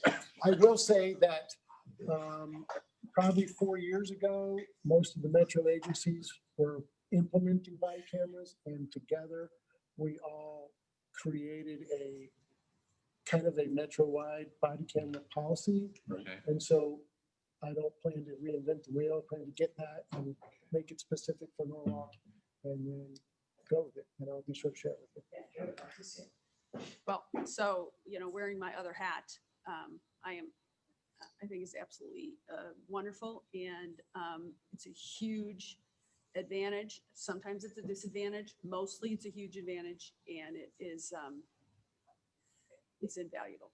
So the things that the car cameras don't capture, when you go behind a tree, because car cameras don't, they're not laser vision, right? Go behind a tree and have some encounter, the body camera's there and covers that. And the use, the ability to use that as evidence is invaluable. So I think it's fantastic, and I think we need to fully roll it out. And I'm delighted you got one that's integrated into the system. They It were will working on be a that when I very- left, but they hadn't gotten it done yet. It should be a very slick system. Officer walks in with body camera, sticks it in the thing, it all downloads, it's all in the system. They just go and they tag the videos that we need to save, and the system keeps them. And then like a traffic stop, it's automatically set to delete in 90 days. And so it just does, and you don't have to ever go back and look at it. If you need to save it, you need to go in and change it to keep it longer. If it's an arrest, it lasts 180 days. If it's nothing, it just disappears in 30 days. So it's all set, and then you don't have to do anything else with it. I think prosecutors would be in love with that. I am. The other thing, this is a suggestion too, I'm just from where I'm sitting, right? Go ahead and use that metro area policy. That's my suggestion, because of the uniformity of it. Yeah, and that's the idea. You're gonna deal with the same news media likely. The things that'll be different is we will have arbitrator and some other department might have Axon, and Right. their storage and their retrieval of video would be different than ours. Those are the kind of things that would be different. Yeah, the similarity would probably be easier for everybody. Notwithstanding the metro-wide policy, right? I get calls all the time, again, with my other hat of, can we release this? When can we release this? How can we release it? I don't know, what does the policy say? But still, that's the question. That's why I'm just saying that. Yep. Like, give an opportunity to review the policy. We would agree with take the county attorney's recommendation on what to release and what not to. Currently, we release that stuff through them, unless it's an OWI tape that we just automatically, as soon as the defense attorney asks, we just give it to them. That sort of thing. So. What's that? I frown. Oh. Can we make a motion now, or do we have to wait till discussion's over? Let's see if there's any public comment. So for public comment, raise your hand or put something in the chat box and we'll unmute your mic. In the meantime, any other discussion or comments from the council? Yes, okay, that's better. Let me put a little bit more detail behind that statement. Yes, as soon as we get the Lucas income, she sends it off. So, and she charges them for it too. Right. Defense attorneys have no authority to issue a subpoena to Well, but that's a whole nother issue. Motion to approve the full implementation. Yes, sir. Second. We've got 2 motions in 2 seconds, which is awesome. Lindsay, would you Sounds call the like roll? 4 yeses. Sounds a lot like 4 yeses, doesn't it? Councilmember Baker, Yes. Reba, Yes. Cool, Yes. Livingston, Yes. Lester. Yes. All right, motion carries. Item B is Norwalk legislative priorities. So before you is a list of Iowa League of Cities legislative priorities and a list of proposed priorities for the city of Norwalk. I'd like to thank Luke Nelson for putting this together, and I'll turn it over to you. Really, this is an update of what we have. It's a continuation of what we've done in the past. For the most part, the League of Cities does not make a real wide shift in the different legislative priorities. We've been able to just to maintain and continue to push these basic items. Same thing for the city of Norwalk. Number one, Ed, I was going to mention it before, but number one last year is fireworks, allow cities to regulate fireworks sales dates. And the mayor and I both met with both of our state legislators and explained the same concerns to both of them. The mayor was pretty adamant about that being something to open up to cities. So we would continue to push for those as well as the other items that you can see on the list. By you taking action, just a simple motion to approve these as your legislative priorities or add or remove as you see fit, that gives us direction when we start to communicate to our state legislators. Well, I think fireworks is something that should be on there. It is not my number one priority by any stretch of the imagination. And please understand, there's no priority list here. It's just a list of. I understand, except that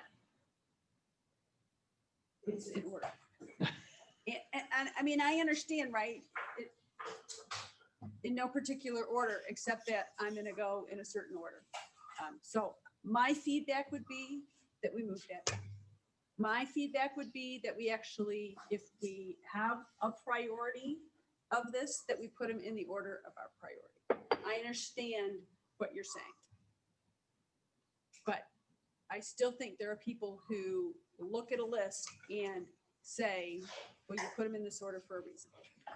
It's alphabetical Why would those be? because of the concerns of thinking that there's some kind of priority of one over the other. Okay. And, Is that basically home rule? right, the state list is not alphabetical. Correct. I'm just saying, But that's through the League of Cities, not the city. right, no, I understand.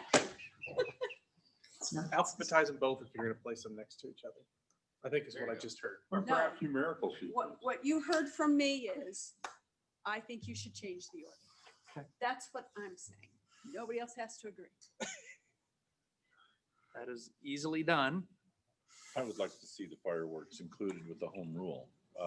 What we're trying to do is be able to rule ourselves, and that falls within that Under local control.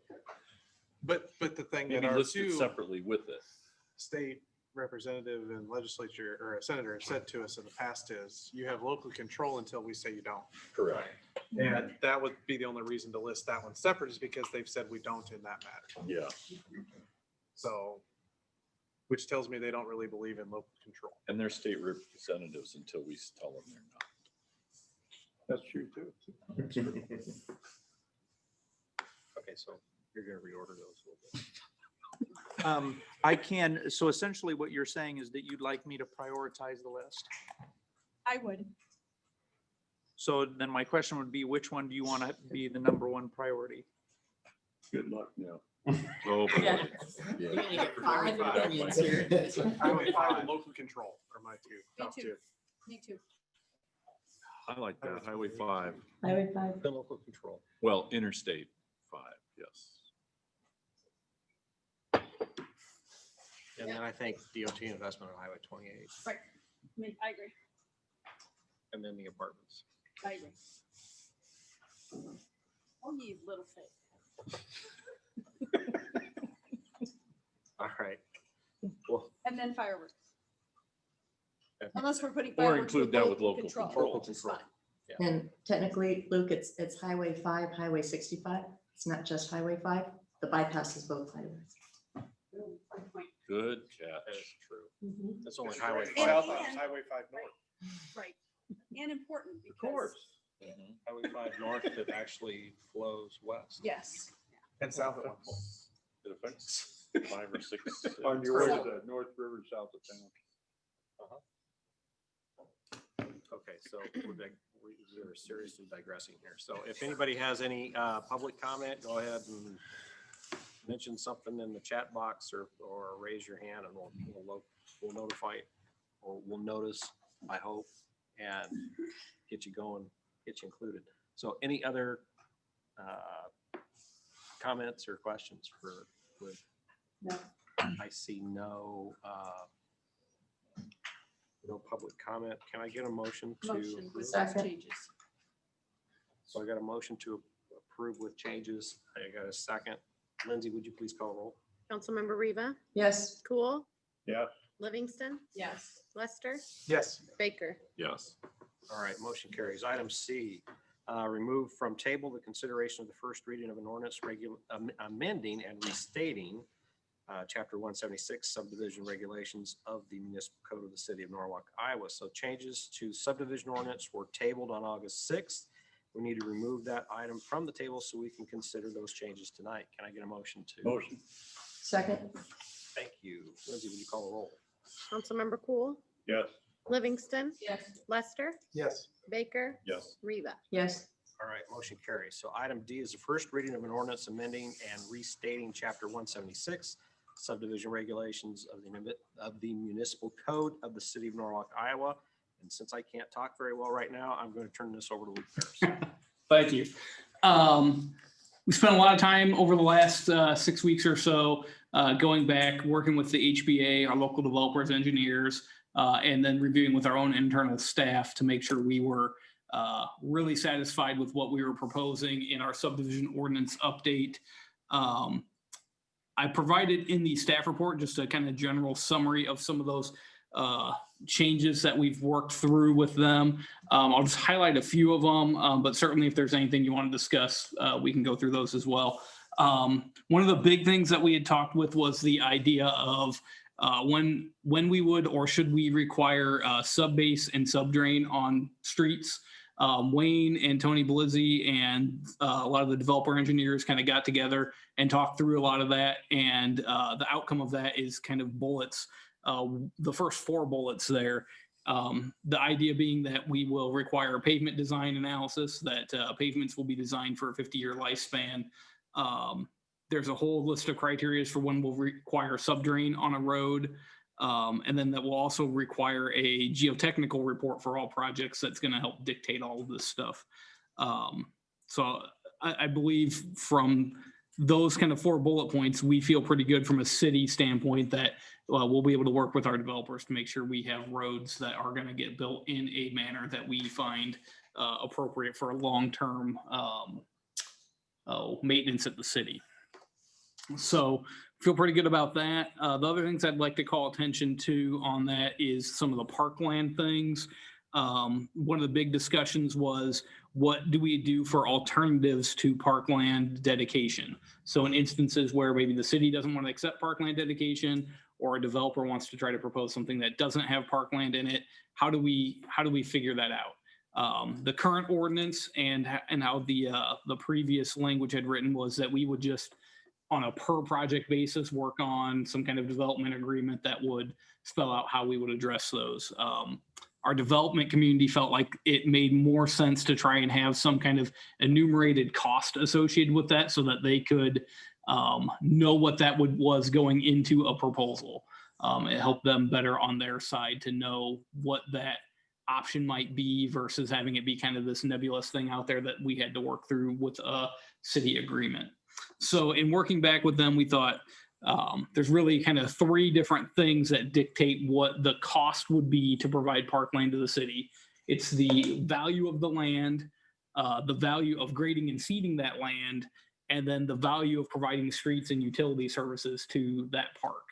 So we've worked with our developers. They proposed some dollars. We reviewed those with Parks and Rec Department and our city engineer, and came to the agreement on the values that are in the staff report here of $27,500 per acre cost for land, about $2,900 per acre for grading and seeding, and then $10,500 for 40 feet of street frontage that would include water and sewer and storm sewer utilities, as would be expected. So in total, we feel like that's a lot better compromise for what a park would cost than what our previous kind of methodologies had been, which was always just based on the raw cost of the land. So it was the purchase cost of the land previously when we'd done these. The important thing to remember with this is we're not required as a city to accept a request to not do parkland. This gives them a value. It lets them propose that, but we have every right to say, no, you have to give us the parkland that's required in your development. So it's not like they get to come in and say, I'm going to give you a check and I don't have to do parkland. We're still in full control of whether or not they're doing parks in their development. But it gives us the ability, if somebody needs to provide half an acre of park in a small development and that doesn't make sense for our park system, we can work with them to capture what that value would have been. And conversely, if they would like to propose that as well. The last thing to parks I just want to call attention to was that last bullet point. And actually I was going to run back. Let me get to the code section again. I've got to pull on another tab. So we kind of reverted back to what our current code says about if floodway areas and water areas and detention basins can count as parkland. Our current ordinance allows for 25% of floodway areas, which would be streams and stream buffers and things that were designated as a floodway, to count as parkland dedication. And it does not require for ponds and detention basins to count. So if you've got a detention basin in your thing, you can't give it to us as parkland. That doesn't count for that parkland dedication. That's what our current ordinance currently says. That's what we wrote in this new ordinance to just keep that status quo. It's my opinion, and I did some discussions with our developers this afternoon about, well, what if we want to propose a unique park in a development that happens to have a pond in it, and we think it would be an amenity to that park? Does this mean we can't do that? my opinion is that in the context of doing master planned development, we can step outside of some of these rigid rules and say that's okay. There was some concern from our development community that this is written too strictly and that maybe we need to modify that language to say, except if it's approved in a master plan. So that might be a tweak we want to consider. I think that it's fine the way it is. I've always viewed our master planning process to allow us to tweak these strict rules, because that's kind of, it's at that point, it's a negotiation, it's a give and take between the city and the developer. But certainly want to let you all know that it reads very strictly right now. That's not how I would interpret it if somebody wanted to bring a park to us as part of a master plan document that had a pond. So I would say that would be an allowable thing, but if you guys want to be more specific to that language, we can make that tweak and go forward.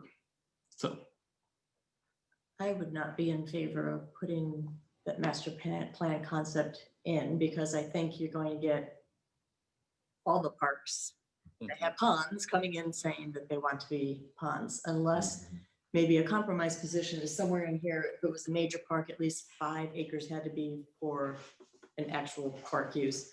So maybe if they wanted to give us parkland and 25% is in a floodplain, you can say, but a minimum percentage, a minimum amount of square footage or acreage has to be. So, you know, we're not interested in mowing a half-acre park.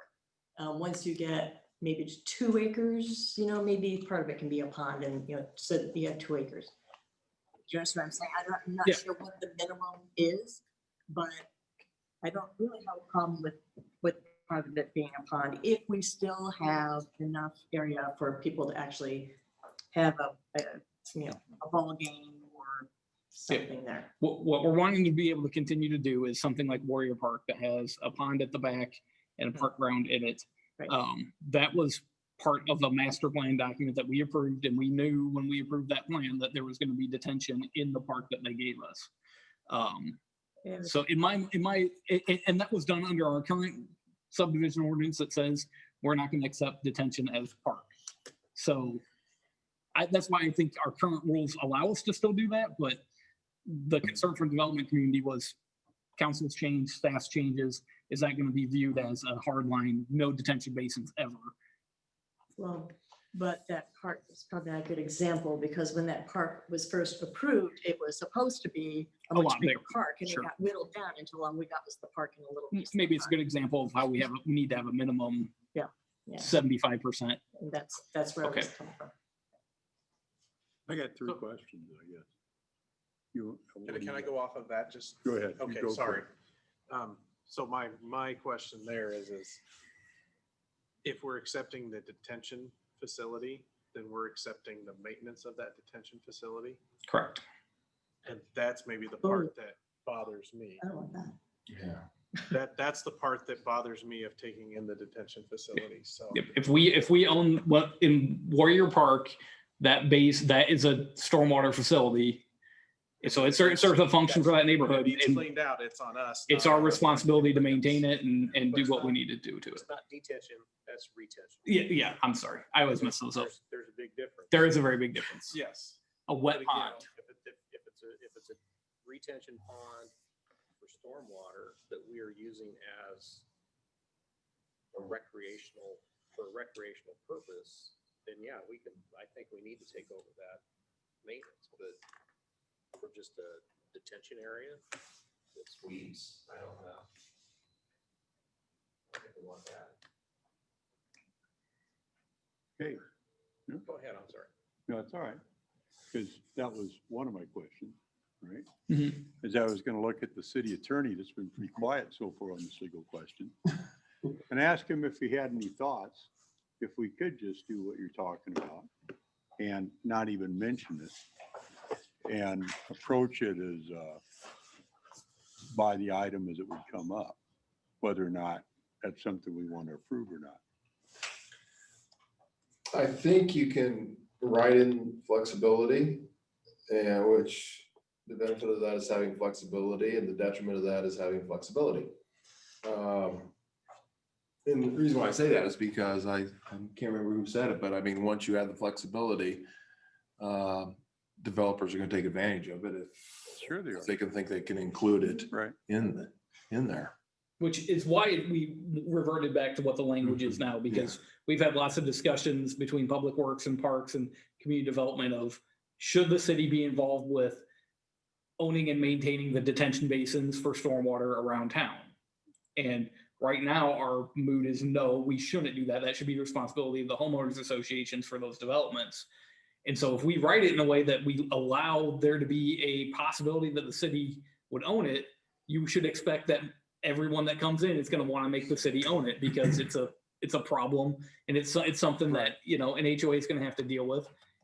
And I mean, if you want to go down that road, there's a lot of discussion points to have back and forth about the benefits of city owning it. Right now, what we're saying is there's not a desire from staff to promote the idea of us owning those.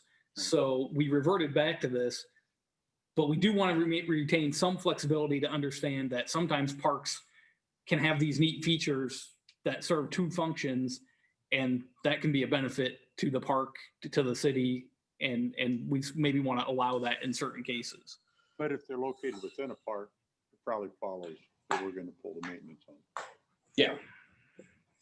Okay, my next question, right, is on the value of the land. Okay.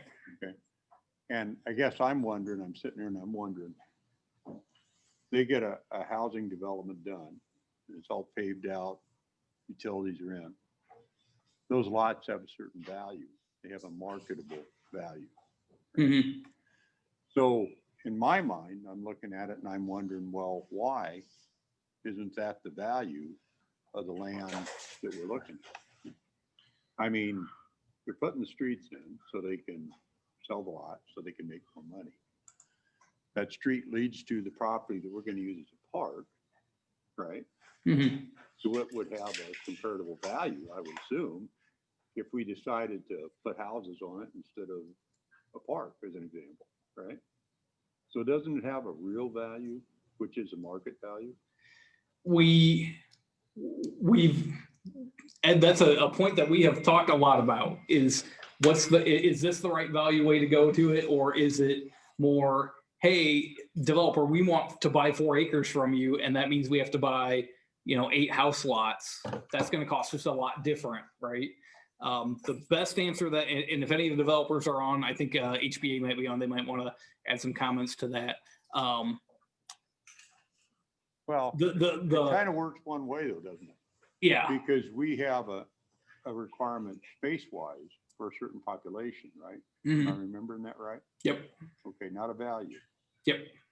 Okay, now, they're coming to us and they're saying, hey, we just as soon give you some money because it's going to fit in better with our addition or whatever, but let's use that as an example, right? Because we've got these houses, we got it all schemed out, and this will work really cool. So we'd rather give you money. Okay, so wouldn't we compute it and say, okay, you've got, I don't know, 300 people, the population in there. That would normally come up with this size of a surface area. That would be the requirement by by the city. So if we took that much of a surface area in your development, what's that worth? Fair market value. I mean, that's my question. That, and But $27,900 is good for 1 year. yes. Are we going to change this every single year? Part of what we had written in there is that we would review those costs annually and adjust them as grading and road costs changed, I think land costs changed. I like Ed's idea of using market value of the land. To me, that'd be fair both ways. Yeah. Because it's going to depend on what the market, what the land's going for in the market, right? And it's going to give us flexibility that over time, I mean, we just apply the same rule. Yeah. But it's the market value, because we had this discussion in the past. The market value, is it the market value unimproved dirt? Or is it the market value after they have put in? After they put the improvements in. And so what we tried to capture here was the value of the unimproved land, which is the 27,500, and then the value to make improvements to it to turn it into a park. And I think, Ed, what you're recognizing is that number is different than what the developer would charge somebody to buy a lot for a house. Right? It turns out to be, if you do the math, about $40,000 per acre. Give or take, Yep. right? And at the low end, I think, I may be wrong, at the extremely low end, lots are, I don't know, what are they selling for? 50, 60, 70? Depends on the lots and. Well, I know that. 50 to 60. Yeah, you can't, I don't think you can buy So- one for 50. So when you do that, it's actually pretty close to what the developed lot price is, still allowing, I can't believe I'm saying this, still allowing the developer to have some some financial benefit. Right? This all done, this That'd all be a figured out is 40-foot about wide lot. $40,000. And the thing that is kind of tricky with it is if you require them to do a park, they're going to design it in a way that, I mean, we're going to require them to grade things out to meet our standard, but it's not going to be, we're never going to get the most ideal, perfect ground for a park. We're always going to get the ground that's kind of off to the side or something. There's going to be 25% of it is going to have some kind of drainage swale or something running through it. And, Well, that It was is what it is. my next, I didn't go to that one right away, but I'm not a fan of this 25% counting on the drainage ways, because then we end up with a spot where, I'm trying to think, it's over off of Merle Huff. Where we own one of them and we don't own one of them, between 17th and 18th, and there's two of them over there, right? And one of them's ours and one of them's not ours. And it creates a lot of weird questions from the neighborhood. Those drainage areas, I don't think we qualify those as park though. Well, but based on this definition of a floodway area, that would be a floodway area. And if I'm a developer, that's 25% of my park ground right there. If we decided to accept that part as park, I don't know. I don't know that this says that the developer can. Yeah. It doesn't say it's our discretion. I guess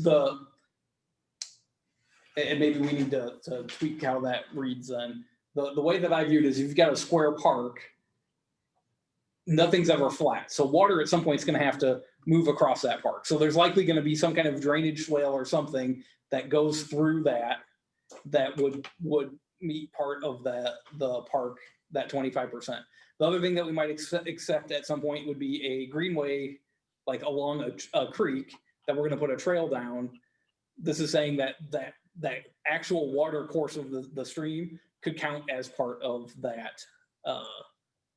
That 25. Those are two narrow things that I would be okay with, but not And if on we a general. don't put it in there, we have the discretion to make those things happen. If we put it in there, there's an expectation that we will make those things happen. I think you're right.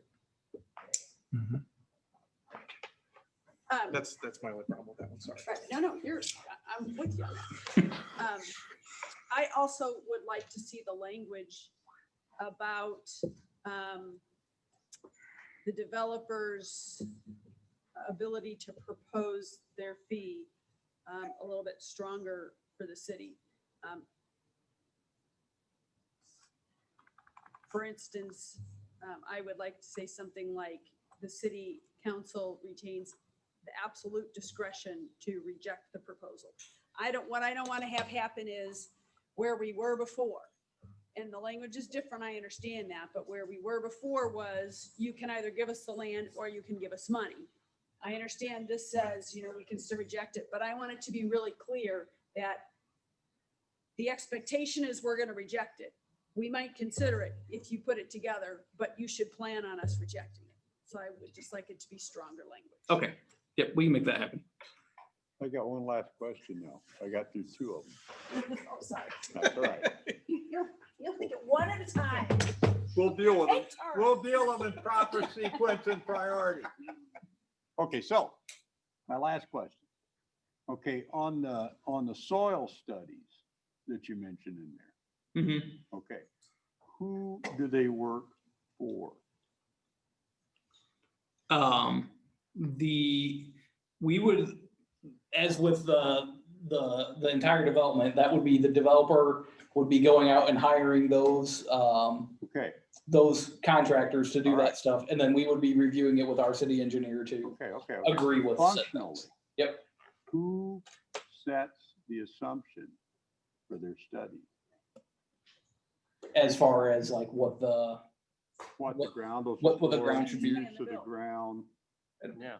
Wayne, can you don't get that one. Because if the developer's doing it, I don't like it. Okay? If we're doing it, I like it. The engineer who works for the developer.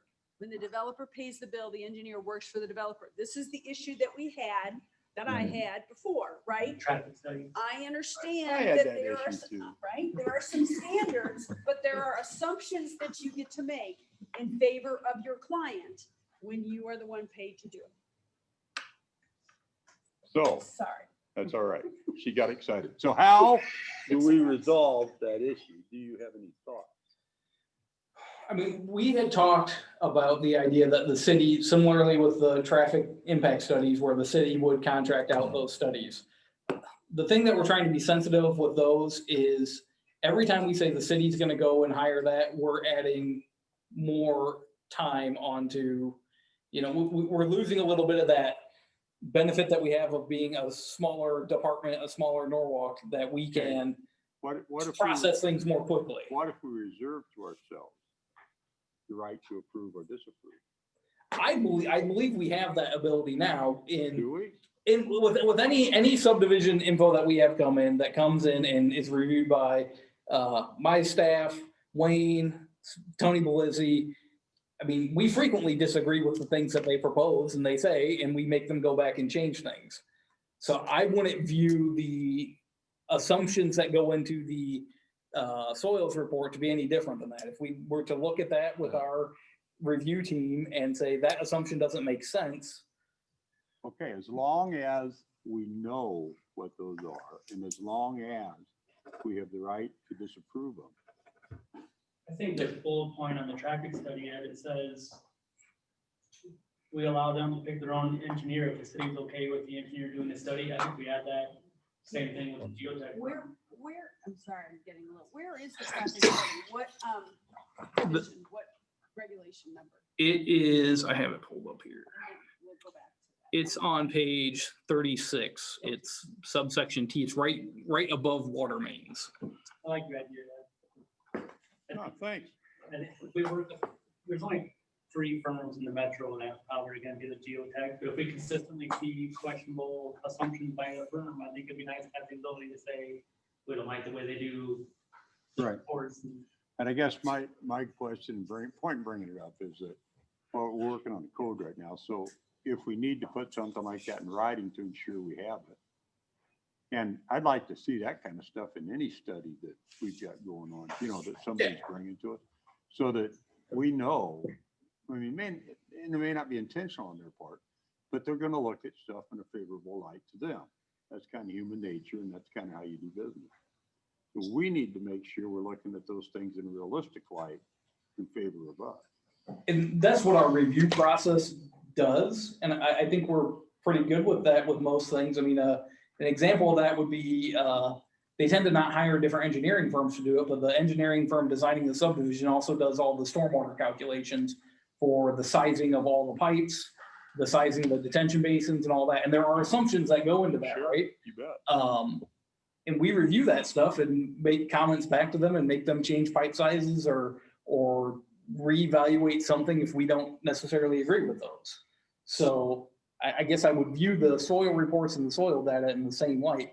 But with that said, I don't have any issue if we add some clause that says if we don't agree with who you're using, we can ask you to have somebody else do it. I mean, Sure, I'm not particular as far as firms and stuff goes. I mean, that's up to you guys.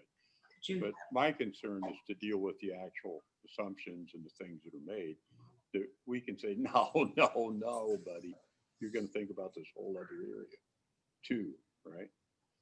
But anyway, so maybe you think about that as you're going through and crafting stuff here. That's all. Thank you. Those are my 3 questions. Could it make things easier for everybody if the city had a pre-approved list of engineers they could use? They could just pick I don't think the issue is so much the engineering firms. It's who's paying, I mean, right, this is the whole thing with experts in general. It's not unique to that, right? You tend to do things in favor of your client. And so, right, I mean, because we talked about this before, right?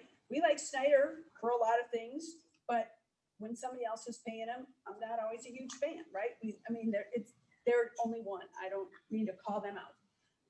But it's the same thing for me. It's not that the firm isn't okay. It's that sometimes they make assumptions in favor of their Right. clients that are not in our favor. I think this sounds like it's working the way it's supposed to.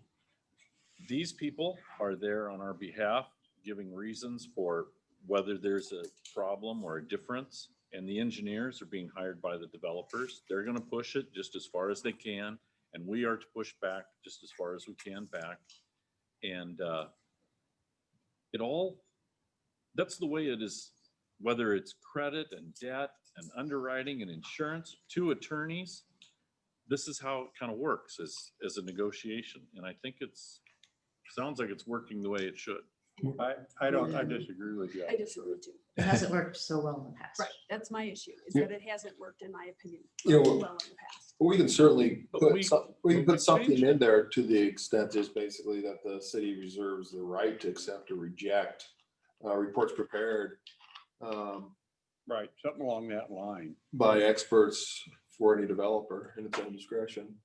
Well, how is that different than what we're doing now I already? I We said guess they my- send it back and. My response to that, that would be, if we got a stormwater report that was completely negligent in its assumptions on how much water was gonna run off, and they said, we don't need to have detention on our subdivision, we would say, that's malarkey, no, go back, redo it, and send something else to us. And so I believe that's how we would handle any study that we received as part of the subdivision. Okay, to review. so I can take comfort in that we can do that with, right, water.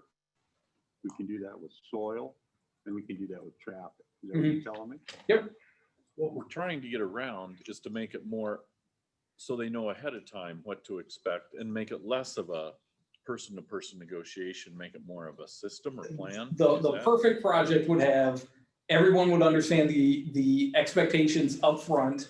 They would go design it, and it would meet all of our requirements, and we wouldn't have to do any review. think But around with that, I've never yet seen one of those make that. And the closest I ever saw was a project that nobody was happy about, so I won't even get into that one, but. Well, there you go. But that's my concern. Those are my issues. And I'm afraid that, we're not always acting in the city's best interest, however it comes about. So I just wanted some safeguards in there that would make sure we have control over those things that are looked at. I mean, I don't think it's necessarily wrong, or I mean, we can put that language in there if we want to be more upfront that we have the ability to do that, but I believe we can do that stuff now in our current review So procedure. here's a concern that I have regarding the traffic impact studies. Alternatively, if requested by the developer, which they will always do in my opinion, the city engineer may allow the developer to retain an independent consulting engineer to conduct the traffic study at their sole expense, right? Which is right back to the problem, in my opinion, that we were at before. And I anticipate that the busier we get, the more often we're gonna say, yep, take it off my hands, you do it. That's not okay with me. That was So I know it was Yep, requested by the yep, developers. yep. I don't like it at all. Well, and one of the rationales that they provided to us, and again, I don't know who's on, I didn't pull up the Zoom on my computer. So I believe Chuck with HBA was gonna be on, and maybe Dave as well. So if they wanna chime in, feel free. But there was some concern that they, if they were looking at ground and they initiated a traffic study of their own accord prior to initiating a project, that then they'd have to double dip and spend dollars a second time to do the city's traffic study.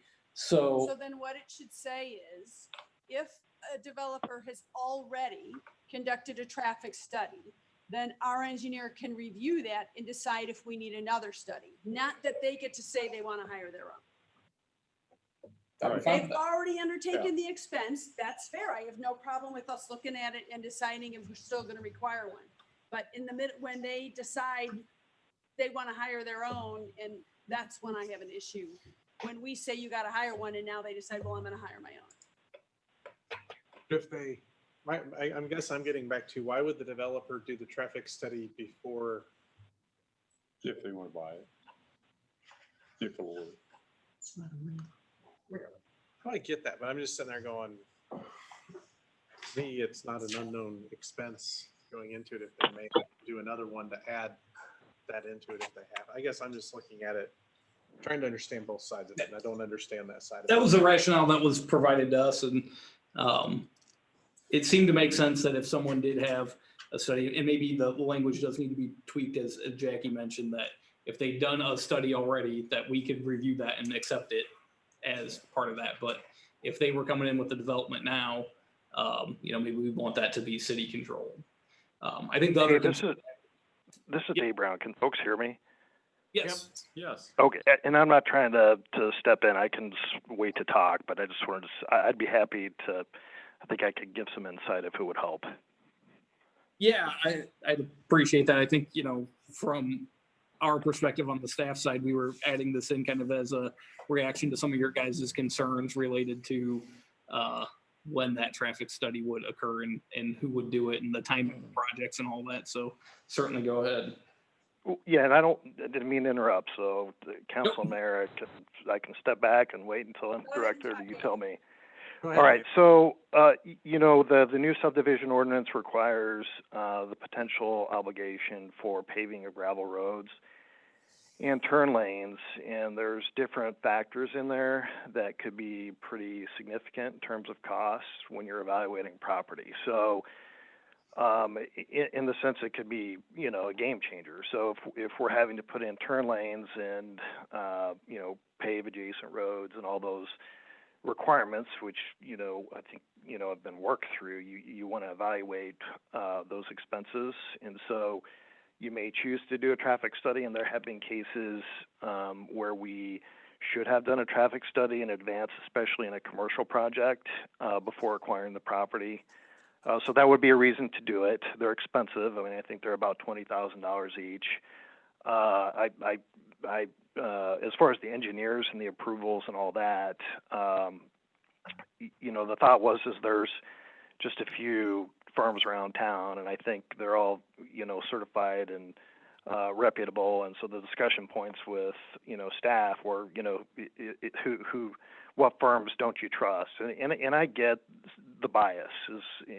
I can tell you, I don't even look at those or have conversations. It's just like you say, hey, we need a traffic study, and it occurs, and then you get the report. And I'm not saying, there aren't other developers that, would have a greater degree of involvement. But with soils and traffic studies, you have your firms that do this, and reputationally, I mean, either think they're legit or they're not. And if they're not, then, I would think the engineering community would, want to know. So, pick your list. I mean, if you have an approved list, great. But, an example of the Hughes thing, we had a traffic study, and there's only one firm that could do it. And if you have one firm, there's potential that it could delay a project, significantly. So, I would just say, create optionality. That was sort of the discussion point. You do have staff,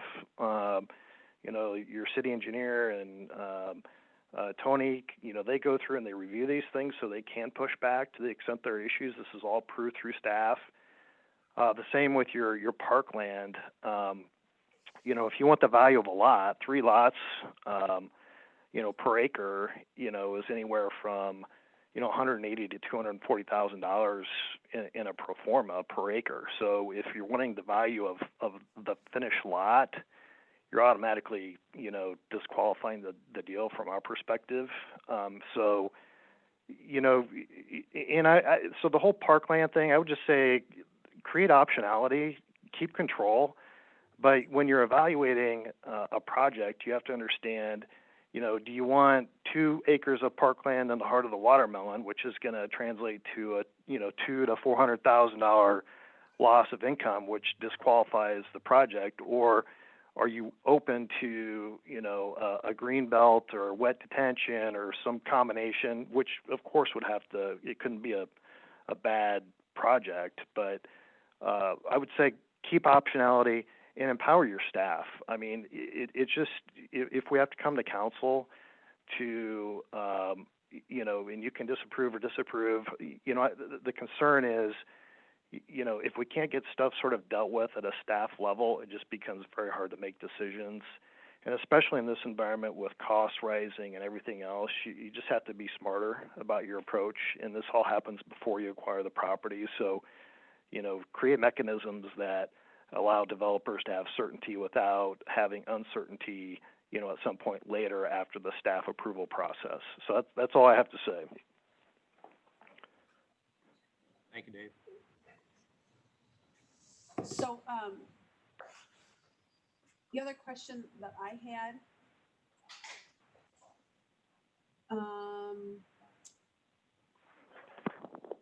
when it talks about, I guess I have two things now. So upsizing the water mains and sanitary sewers, right? Again, I'm a little slow in trying to find things in the, Text. in the ordinance. But Sure. the comment when the upsizing is needed to serve the development, I just am not sure what exactly that means, to serve the development. Yep, so normal utilities would be like an 8-inch sewer main going through the development to serve everything. And so that's what the developer would normally be required. Okay. Say there's another development on the other side of it that is gonna have another 300 homes, and now the main line going through to there needs to be 12 inches instead.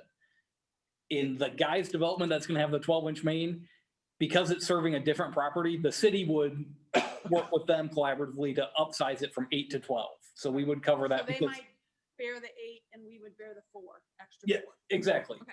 There may be situations though where that same developer is also developing the ground up there, Right. and there needs to be a 12-inch pipe in the ground to do it. If it's to serve all their ground, then they're responsible for the upsize cost of it. And so it's the same for water and sewer. And our developers, when we were working through this, we felt like we had it kind of settled, but there was just some confusion on if that's what we really meant with that. So we just wanted to make sure we were 100% clear in that language, that we're not going to require them to upsize things that don't serve their development. So, while Dave Brown was talking, you might regret this a little bit. It occurred to me that my evaluation of the park land fee was, I was completely off, because, right, this is about $40,000 an acre, where there's probably 3 or 4 lots on an acre. So, right, the $50,000-$60,000 per lot. So now it's actually like a third of what they're gonna make on the lot. So I take back everything I said for not thinking about it correctly when I said I think it's a wash. Yeah, related to the parkland cost, I mean, again, we had a lot of discussions between Robin and myself and with HBA about that. And I think where we came up to, this seemed like a reasonable way to capture that without making it overly burdensome on a development. I mean, I think if you said you have to give us the lot cost for the number of lots that we had, I don't know that that would be something that would be financially. Right, then they put in the park. Well, and maybe that's the way that it's written, and then we are always getting the park. No, because I do agree that there are some developments, especially smaller ones, where it may not make sense to put in a park because there's already a park right next door that takes care of the whole area. We were trying to find a place that we felt was more logical, made more sense, tried to capture values of other, because we know that to provide a park to us in a development, it's more than just the raw ground cost. So just in comparison, the last time we accepted money for park was, I think, Arbor Glen. I think we accepted $22,000 per acre, which ended up being like a $16,000 check. So, you know, and under this scenario, we would at least get maybe 40% more, which would maybe move the needle a little bit more as far as actually providing things That in was when parks. they were basing it on the cost they paid per acre. Yes. Which is why we didn't like that stereo Yes. either. Right. Yep. So how do we have a park, and for those of you who can't see me, I'm doing quotes around park, off of Wright Road that is essentially a ditch with scrub trees on both sides. How do we avoid getting that as a park? We say no to the master plan that shows that. But if the subdivision ordinance says they can use that as a park,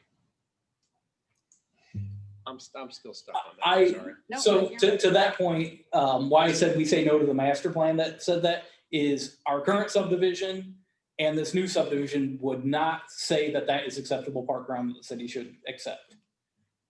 We approved in 2005 a master plan that identified different park ground, and we, for whatever reason were made at that point in time in 2005, said, yeah, we're willing to take this kind of crappy, not great ground as park ground.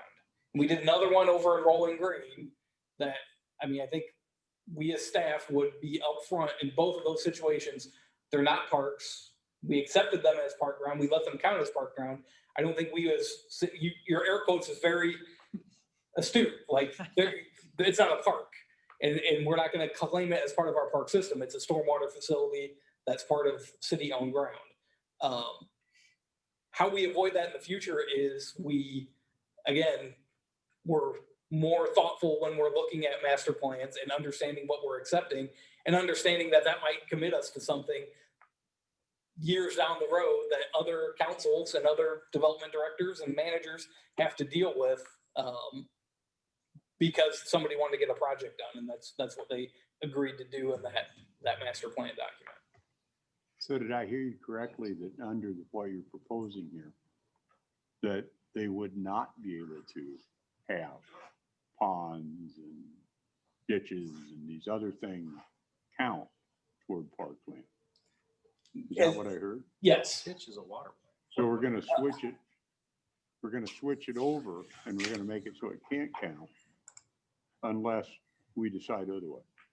And That's not what this says. the ditch, lumping them all, I said yes in general, but there are some portions of the park can be like less than ideal things, like a drainage way through the park. We said that we would accept, this says that we'll accept a stream that's going through a park as part of that. So there would be some like not flat ground that we'd be willing to accept as park ground per this ordinance. And I believe per what our current ordinance says. What the examples that you gave, Mayor, there's nothing in that meets any, like 100% of that ground does not meet our park ground. It's not 25%, it's 100% of it. Earlier on when I brought this up, I said, I believe right now that our ordinance allows us to do a master plan that would allow us to accept something that was different than what our subdivision ordinance says. And that park, that quote, air quotes park is a prime example of that. We did a master plan where we said we are willing to take on this scrubby detention basin and drainage corridor and count it as your part of your park dedication for your development. We just need to not make those decisions anymore when we do master plans. Or if we do, let's be real overt and know what we're doing up front and not just have it be colored green as a park on a map. And then everybody thinks they're gonna have a flat park in their background when in reality it's a weedy, scrubby detention basin. Ed, you brought up a point a while ago about that greenway going from Beardsley to North Avenue. You bet. And there's a situation where the city might say, we have interest in that drainage way because that's a corridor for a bike trail where a bulk of it is going to be more drainage. But imagine that the area that you're talking about in the Orchard Hills area. Yeah. So imagine if that was just 25% and there's another 75% adjacent that was flat ground or good park. Well, then all of a sudden, maybe that's not such a horrible attachment to it as long as you've got. But even that, the way the ordinance is currently written, we wanted to accept that basin as part of that 25%. So. That is true. So that to be able to do what Luke Nelson just mentioned, we would have to have that be part of a master planned subdivision And we'd have to spell out, okay, this parcel is a parcel that has detention basin and 50% of it or whatever percent of it's gonna be flat ground. And we want to be way more upfront about what that is than what our previous master plans have done with those areas. Yeah, I like that. That I like. And I believe we can do that right now with the language that this is written as. We've done it in the past with the current language and it's the same. Our developers are saying, yeah, but when you just read it outside of the context of what Luke Barris's opinion is, it seems really strict. And, you know, we're concerned that future city staff and councils may hold us to a different standard. That's So, when I the think it's pretty quiet city lax. attorney should get involved in the discussion. Okay, now, the last thing is we leave this, because I'm hoping we're leaving. It's only 8:30. I never had an issue with what firms anybody hires. Never. I don't care, doesn't matter to me. But what I care about are the assumptions and the things they study. And us having the ability to say, no, Sure. you're gonna add this, or you're changing that, or it ain't happening. Okay? And I think unless we have the ability to do that, and I'm not saying that all these developers are dishonest. I'm not saying that. Some are, but it's human nature, right? To try to get something approved, right? That's not our job. It's not our job to try to get something approved. It's our job to look after the interest of the people that aren't in this room, okay? Yep. That's my expectation. I'm just one of five, but that's my expectation. And if these developers make money, that's nice. I'm happy for them. And if they don't, that's too bad. Okay? My job is not for them to make money. My job is to look after the people that aren't in this room, that live in this town. Right? Yep. And that's what I want to see happen. Understood. All right, thank you. I have a question that's probably easy. It's just one question. I'll try my best to make it hard. Back to parkland dedication, and there's a number, the population per dwelling unit. Is that some standard, national standard thing? Yes. Because it seems, okay. Yep. Seems like Norwalk just has more people per household than that. Yeah, it's, I forget exactly where it comes from. It's a carryover from our old code. It's I know it just, was in the old one. Yep. I was just Yep. wondering where, okay. Yeah. Thank you. Do we have anything else? Do we have any public comment?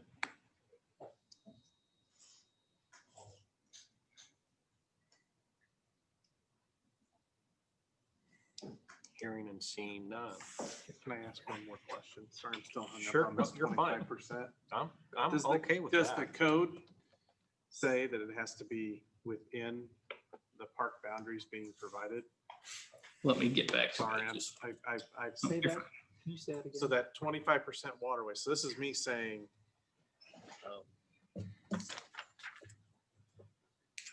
I have houses here and here, and I have a waterway that runs through here to the park that I'm putting here. So now I've got this 25% of waterway here that I'm gonna count as park. That's you're drawing. I'm not saying adjacent, I'm saying so you're saying waterway here would count Like alongside of. alongside the house or alongside the park, or waterway here down through the middle of the park. Right. Because but what I'm curious, but you say, if it's adjacent even, and it's up in here, is this waterway now gonna get counted into? I just don't wanna get stuck with another waterway again and. Right. Yeah, Think I see about what you're saying. Windflower Park north of that, even though I know that's city owned, but clearly it has no value or benefit because it's not anywhere close to the park. So, But we may have a desire to establish a linear park, which is what we were talking about earlier. But again, if they want to present a linear park, Right. Urbandale, some of those other places, some of the towns have them. Windsor Heights has a couple too. Right. The linear parks, when they're appropriate, makes sense. Yeah. what probably needs to be, the way I interpret that is it's contiguous. You don't get to say my park's here, but I didn't meet my acreage threshold. Oh, but there in this corner, there was this the stream that went through there. So completely separate from the park, I'm gonna claim this other area as park ground. It all needs to be contiguous. Does the code say it has to be contiguous? This again maybe- gets back to- It does, I don't think it says that right now. That's why, Maybe the wording that we could put in there regarding 25%, because that is a kind of a troubling part, is how about something to the extent that the city may but shall not be required to accept up to 25%? You know, so then who's ever looking at the time can say, well, forget it. Because I think with the big issue that we're worried about is having a developer come in and say, no, your code says 25% could be this floodway, we're gonna jam it down your throat. Yep. Yeah. So maybe we And I just- think of like Hubble up by Elizabeth Holland Park, they part of their park was the 25% that ran behind some of the houses, and it's their waterway, but it was also a bike path. Oh, yeah. I mean, they did a bike path and made it, to me, that was a linear park. Yes. It made sense, yeah. you know, there's a difference between that and the Windflower Park one. That, I mean, there's two different things, but they're the same thing in the end. I mean, they're the same, but they're different. We can, Okay. I They're get where you're going. the same, but they're different. I mean, because one has a bike path that is specifically designed for the water to flow through. I think we can write in that it's the city's discretion on whether they accept that or not, just. Yeah, I like that. yes. Okay. Council discretion. yes. Sorry, I got hung up on that line. No, that's, The value of the land, if it's gonna be changed every year, we got away from having dollar amounts in ordinances. Instead, we put everything, the park fees, all that stuff in one ordinance. We only You're have right. one vote. Does it make sense to do that for this land value, or is it so specific to this subdivision I ordinance? thought we were talking about changing the land value Market to value. fair market value and not having an actual value in there at all. Yeah, where were we talking about that? I don't know if that's where we ended up. I think didn't if you go like No. maybe 75% of fair market value or 80% of fair market value or 100 or fair market value. Yeah, but it should be But- tied to fair market value, so it's got it, Yes. it can be consistent, it's its own variable. Go up and down. fair market value of, you're talking of the So developed. being the the developer, subdivision, I'm telling you, you not just fair added market value of the $2,000 to the cost of my development, because now I have to spend $2,000 to get an appraiser in to say that that's what that value is worth. Where it goes. I get We- it. we No, can I get it. negotiate. I'm with you. I'm just We saying can- that that's we- the we- argument on we the other can- side. That leaves us to then, is to identify what we think is a fair percentage of fair market value. Right? That changes that whole discussion. Because now the developer is gonna come in, he's gonna say, shit, you know, half, 50% or 25% or whatever. So what we need to do in that discussion is figure out, okay, what's fair between the city and between the developer as far as a percentage of that value, right? Maybe it's 100% of value. I don't know. Or, hey, right? Because we're here to represent our citizens. I think I had that discussion with some of the developers today, because I thought that some of you might go that route, because I certainly had gone that route in my mind too. And I would hypothesize that 100% is probably not acceptable for the developer. They're Well, probably gonna push back I might against this. slow them down a little. I'll I give you think that. I think that's fair. 100% is not. I would say 100% is not what you want. But I would say, a discussion of the percentage of the value, that's probably a reasonable discussion to have. Yeah. I'm not Yeah. sure I understand that. I think that when if we're gonna put it in this ordinance, we need to say what the percentage of the fair market value is. Right. I don't think every development, we have a new discussion Right. about what percentage, right? I We need agree. to settle on a agree with that. percentage here, if that's what we're gonna do. Can I ask a question, Jim? How do you, when we state fair market value, how is that going to be defined in our ordinance? In other words, where does that number come from? Well, I think fair market value can be, I think we're gonna have to further define what we mean by fair market value. Yes. You know, because it could be, well, just like engineering studies, you got appraisers. I mean, fair market value can be anywhere in the stretch. I mean, when we talk about, we used to have the raw ground, when I look at this, when we say the 27.5, that's the value that we used to have. I mean, that's the amount that these people are paying, maybe they were paying, you know, and above for raw ground. Prices are way up there. So this 27.5 is not anywhere close to finished ground. No, cost. not I mean, at all. this might not even be cost of unfinished ground that they're buying. And so really what we're looking at is, the whole value plus the 2,900 per acre for grading and seeding, and the 10,500. Now, yeah, the 2,900 per acre, you guys have a little bit of a basis on that because we had a discussion on finishing the park ground that wasn't properly graded and seeded out west. And I think it's lower than 2,900. Streets and utilities, 10,500 for 40 feet of street frontage. I don't know where that is as far as cost, whether that's a reasonable cost of utilities, but I think what they're trying to do is couch some sort of formula in here that would come with a new How many fair parks, market value, but I don't know why you just don't take fair market value. how many parks in town do we have that have 40-foot street? That was a change from our previous code to where we said we would allow them to do a park that was kind of bulked out back behind a neighborhood, but the minimum frontage that you could give us was 40 feet. So you're right. Right now, our parks, we don't have anything that's that narrow.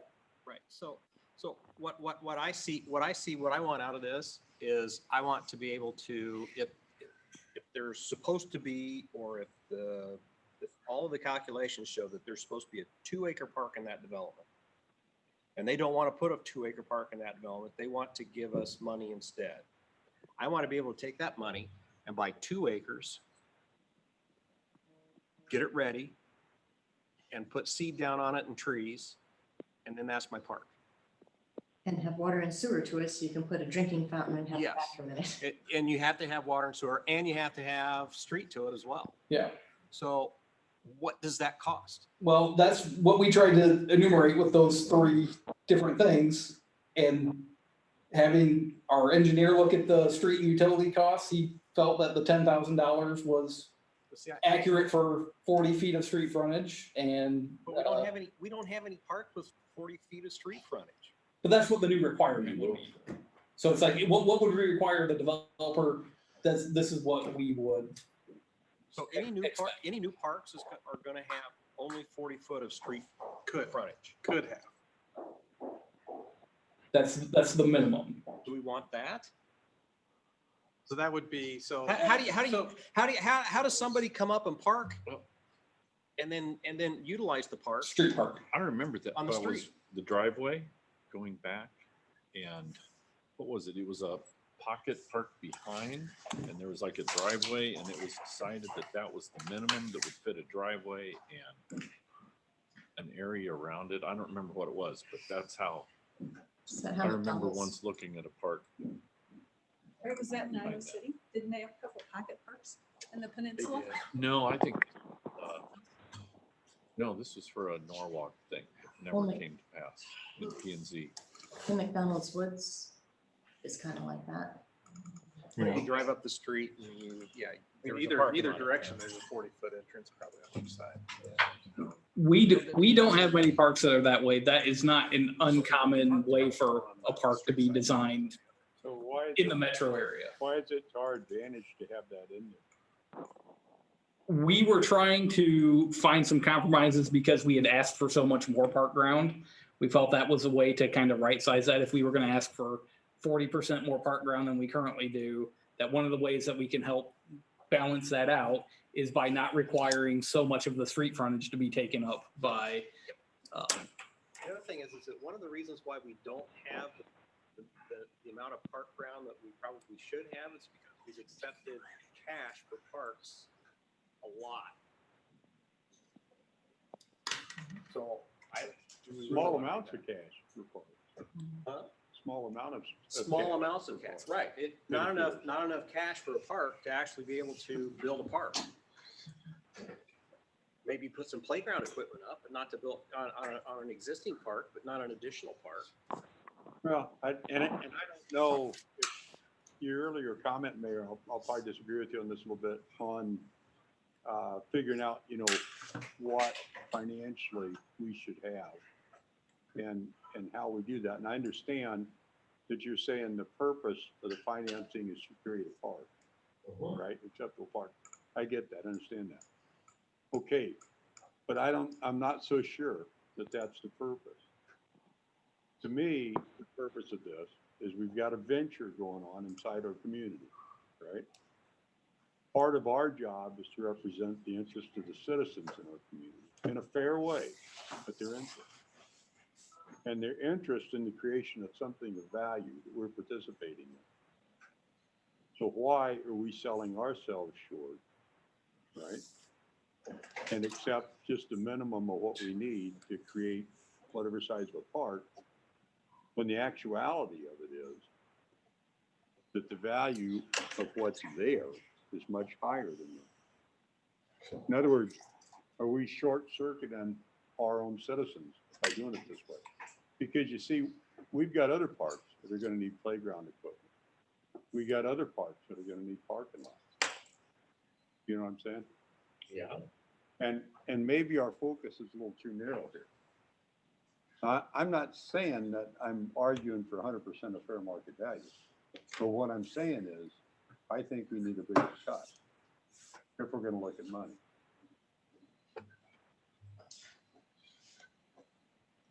Well, Those are my thoughts. okay. Well, yeah, we're probably gonna disagree on that. All right, fair enough. You're buying. I'm sorry. All right. So where do you want Luke to take this? Do you want, would you prefer to see Luke sit back, make the changes and skip the first reading tonight and I would. let's I see would the too. changes? There's a lot of changes that we've talked about. I'd like to see what they look like. All right. I'd make a motion to table it. Okay, I got a motion to table and a second. Lindsay, would you please call the roll? Councilmember Livingston, Yes. Lester, Yes. Baker, Yes. Reba, Yes. Cool. Yes. All right, that motion carries. Okay, next on the agenda is council inquiries and staff date updates. Luke. Just letting you know, I've had a few council members ask for some of our Norwalk masks. Those are in my office in a box. If any of you would like them, just jump in there and grab a few. Wow, cool. That's all I have. Okay, thank you. Brian. Nothing. Stephanie? One thing, and I'll make it as quick as I can. The engineer's study for the interstate designation of the Highway 565 bypass came in. And the good news is that instead of an estimated value to correct it of $36 million, we can get some waivers and some other things apply so that that cost would drop to $3 million. 36 down to 3. Yeah. There's a couple of problems still, is that there are some farms that are bisected by the bypass and they don't have access, and we have to figure out how to get the agricultural equipment down Highway 5. DOT is not in favor of having that traffic go down in interstate because of safety concerns, which is a valid concern. But we need to figure out that, and we need to figure out vehicle weights. The co-op trucks are very heavy, and they exceed the weight allowed on interstates. We could maybe get, and it looks very promising, that we would get a federal waiver for that. But still those trucks sometimes move slowly. And so that goes back to the speed issue. What happened when we last had this study, like 10, whatever it was years ago, it was looked into the feasibility of building a temporary, like a service bridge for this equipment. Otherwise they have to go all the way to Runnels and back, or they will be driving down Southeast 14th Street. Neither of those options are good. So that bridge could add another 10, 15, I don't know how much a bridge costs these days, but probably more than the $3 million. So the next step would be to talk to Farm Bureau and the agricultural interests that are around the co-op operators and try to figure out how to get this equipment where it needs to be safely. Lobbying our legislators for getting a weight waiver issued, which again looks promising, both Ernst and just asking Thank you. Just drew a blank. Are in favor of that. Grassley is supportive also. Norwalk's portion of, if it was just $3 million, there was a formula that was worked out in the last go around where it looked at the percentage of population and the percentage of frontage around the highway to see what Norwalk's they would do. Portion would be, and if that same formula is used just for the $3 million, it would be costing Norwalk about $126,000. So Total one time. Write that check. one time. So I think that would be an easy, I'm sorry, for me, an easy vote to say, yes, spend $127,000. But we obviously are not the lion's share of that, and we still have the other hurdle. But even with, putting a bridge, I don't. Cost of a bridge is probably 4. But We got money to, so the history on that is we got money to put in the bridge over the Des Moines River or the bypass by taking out the bridge that they Right. now want to replace. Yeah, that's right. yes, yeah. Which is just completely backwards and what's wrong with our federal government. That- Just saying. Yes. But part of that bridge, I've learned that the bridge needed a lot of repairs. So the question is, did you put the money into the bridge or not? And then the road leading up to it, this 46th Street or whatever, was failing. So they had to replace the entire road and the bridge. So it was a more costly thing. Considering the traffic that's going to be on it, they don't really need to replace the road. They could just let it go to gravel. Correct. And that is one of the things is that we would be putting a frontage gravel road in.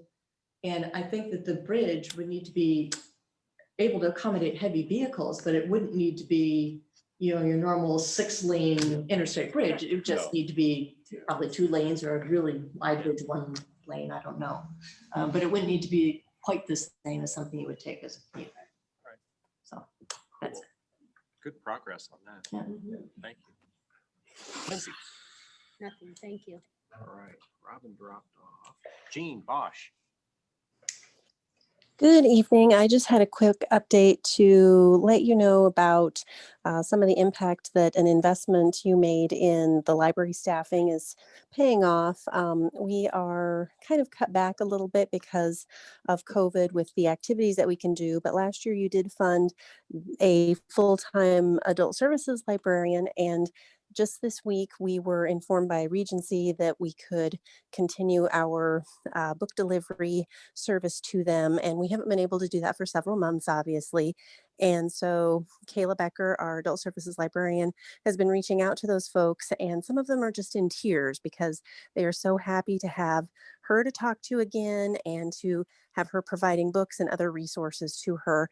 And so it's making a definite meaningful impact on their life. So I just thought that you should know that because it's a happy story. Yeah, it is.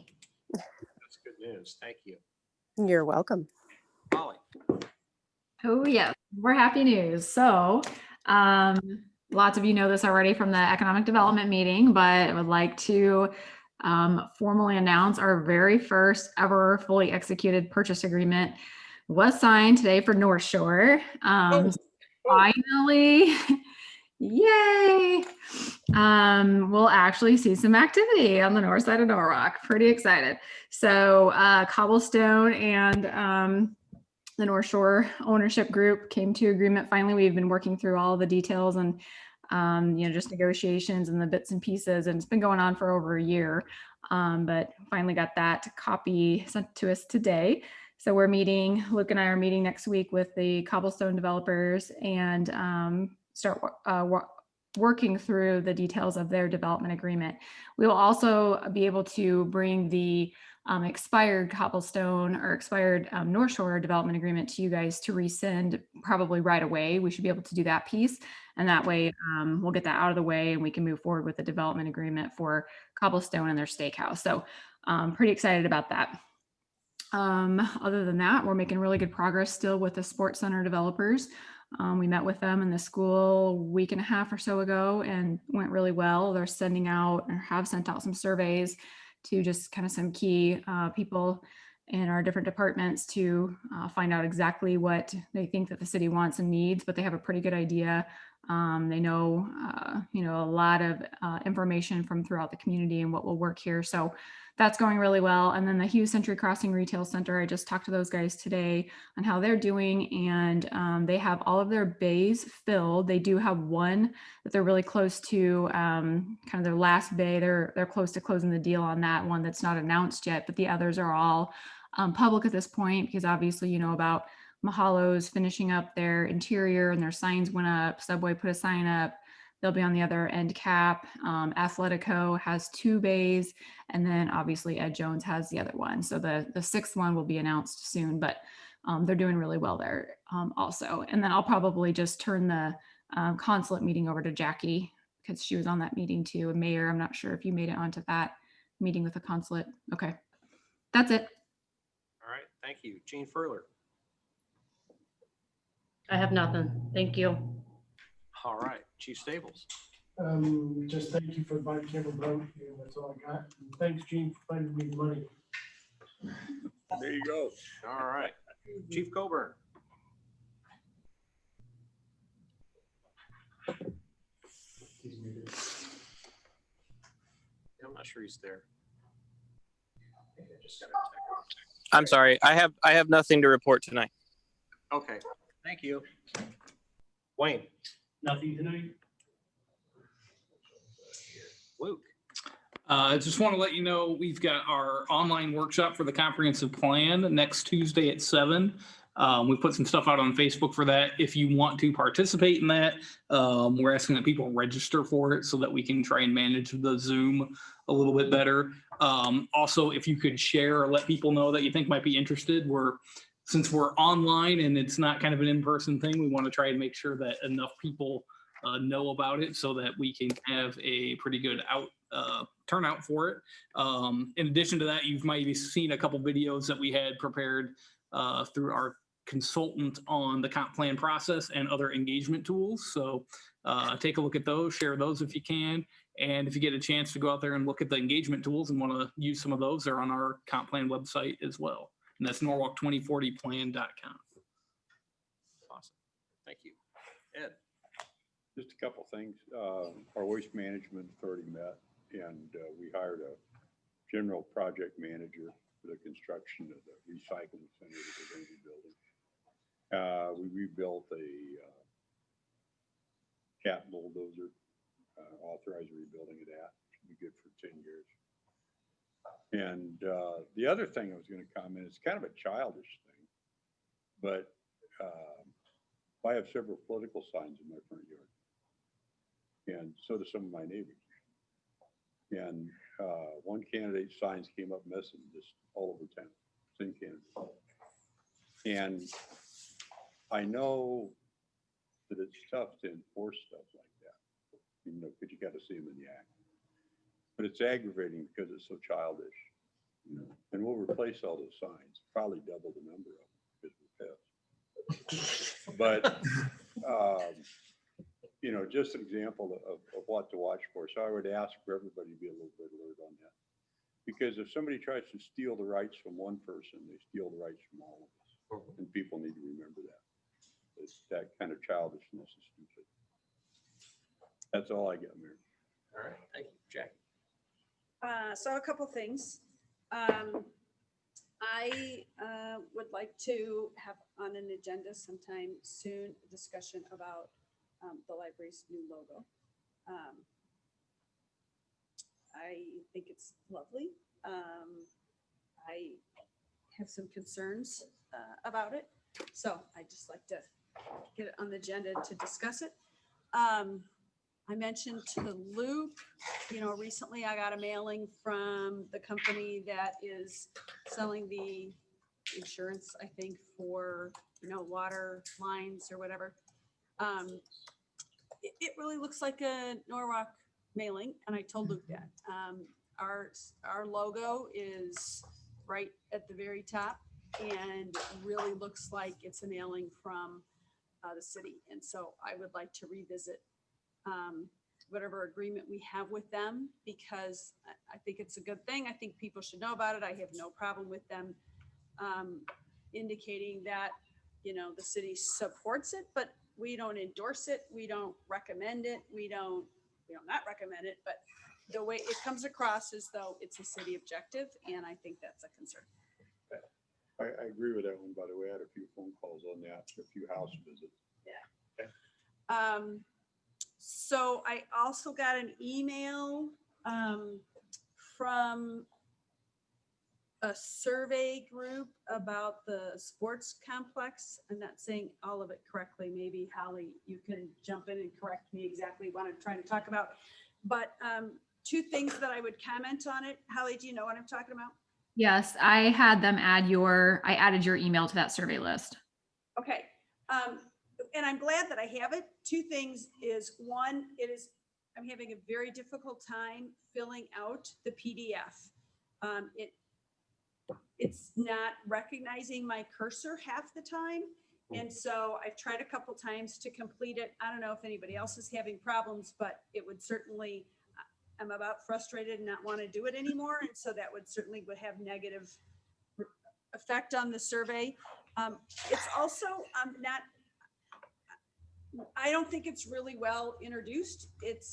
I didn't know it was coming.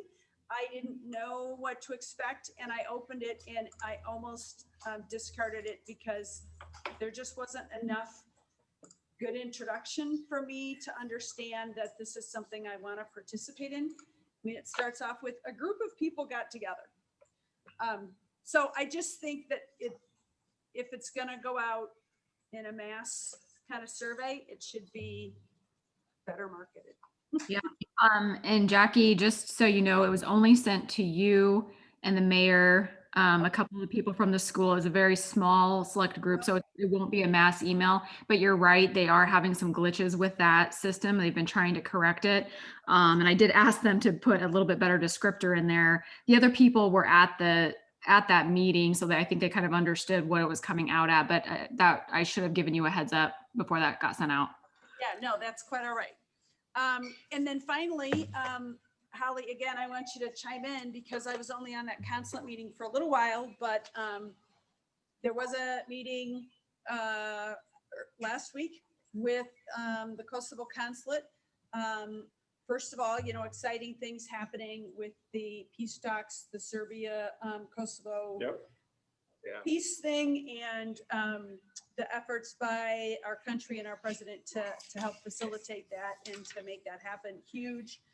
And there's the sister city partnership continues to grow.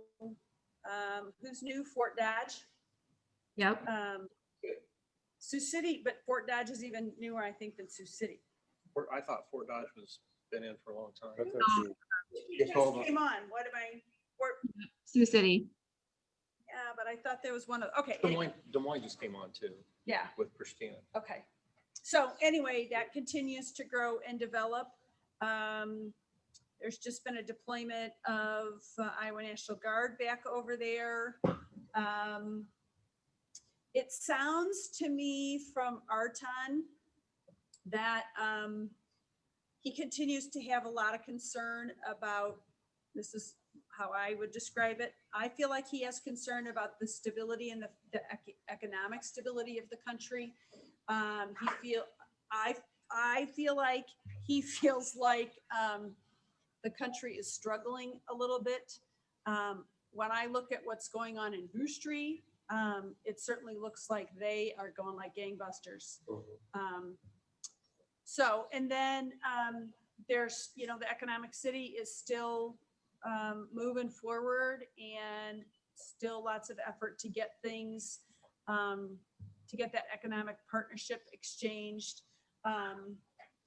And again, the consulate is very interested in focusing primarily on economic city as it is in Jakova, and not pushing an effort by some other communities to have some economic city areas, like Boostry has an area, not because he wants to exclude them, but because they're trying to get the main one off the ground, and because there are so many little ones that he just feels like the better focus is on the one big one. And there was one other thing I was going to say that I just forgot. What am I forgetting, Holly? So the consulate is actually in the running to become the full, yep, you got it. No, you go with it. So the consulate is actually, I guess, in somewhat competition with the city of Chicago, which is really no competition if you think about it. But to be a full service consulate, meaning they would be the regional hub for any Kosovars or anybody from the Balkans to come to this consulate in downtown Des Moines to do all services. So visas, I mean, everything that a full kind of mini embassy would do. So that's a really big deal for them. They've been working through that process, and General Orr, I think, is helping them. He's still, really involved. He's working at the Pentagon, but he's still very heavily involved in this. And then the other thing is we talked about how to kind of not take advantage of, but help all of the Kosovars, the diaspora that's around the country that might be affected by, riots or COVID or shutdowns. There's a lot of business owners that are from Kosovar or Kosova, which is now how we're supposed to call it, Kosovo. But there are a lot of business owners around the country. And so we were talking about how to reach out to them. The consulate does have a database of all these business owners around the country that maybe would consider moving to Iowa, moving to the Des Moines Metro or Norwalk to get out of some of those horrible cities where their businesses are being burned down or they're forced to shut down over COVID, et cetera. So we're going to work that pretty hard and see what we can get out of it, because this consulate, I think, will end up being something really big for the U.S. Concerning the Balkan area. So, yep, very good. Cool. All right. Good. Thank you. Yeah, David. I've got a few things. One of them, two of them are from the Iowa League thing. It's the virtual conference is going on yesterday, today, and tomorrow. And number one, I just want to tell our staff, thank you guys so much, because you guys are heads, tails way above everybody else. Oh my Lord. Seeing some of these people that they comment, being online, everybody's like quick to, they ask a question and they're like putting it in the chat what their answers, and I'm going, you guys aren't budgeting that? Oh my God. Or they don't even think about some of that. So the stuff that they're not even thinking about that we're thinking about. So thank you to all the staff members. Seriously, thank you so much. I don't think you guys hear it enough, and you need to hear it more from us. So thank you guys. But the second part was today's, and I sent part of it to Gene and Luke because it was somebody with a crystal ball, and it had a dollar sign in the middle of the crystal ball, and it said, "This is how I spend most of my day."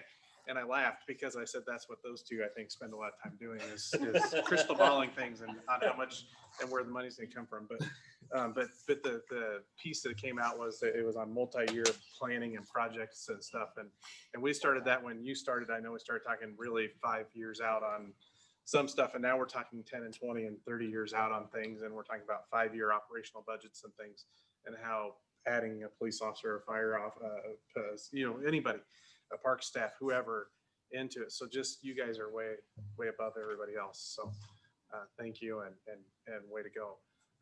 The last one's for, I don't know, Wayne or Luke, I don't know, but I've received like 3 calls now. Partlow Street just kind of ends into a mud hole. It's out that way, and are we supposed to have some turnaround or something? It's just one of those ones that it's popped up now on my radar 3 different times by 3 different people, and I was out that way and drove out there, and it does just end into a mud hole, except for the sign that's out there that says "Don't dump anything here," which I don't think is quite right either. So next phase of timber review has been submitted. We're going to try to get the developer to extend it to the property line there, but we can't get the easement from the property owner to build a turnaround there. Yeah, there were 2 issues there. One was when they built the street, we didn't realize that they stopped like 6 feet too short or something. And so then when they built the house, the property line, then it became a lot clearer that was short. So that's what Wayne mentioned. We're going to have them go back and finish that last section up. But the other thing is we can require temporary turnarounds at dead ends, but it's only when they're longer than a certain distance, and that one's shorter than what our code requires. So, okay. We often ask for them, and a lot of times we get them. Mine would be then in this next phase that the developer needs to do something to complete that, because there's no reason to have a hole at the end of a road.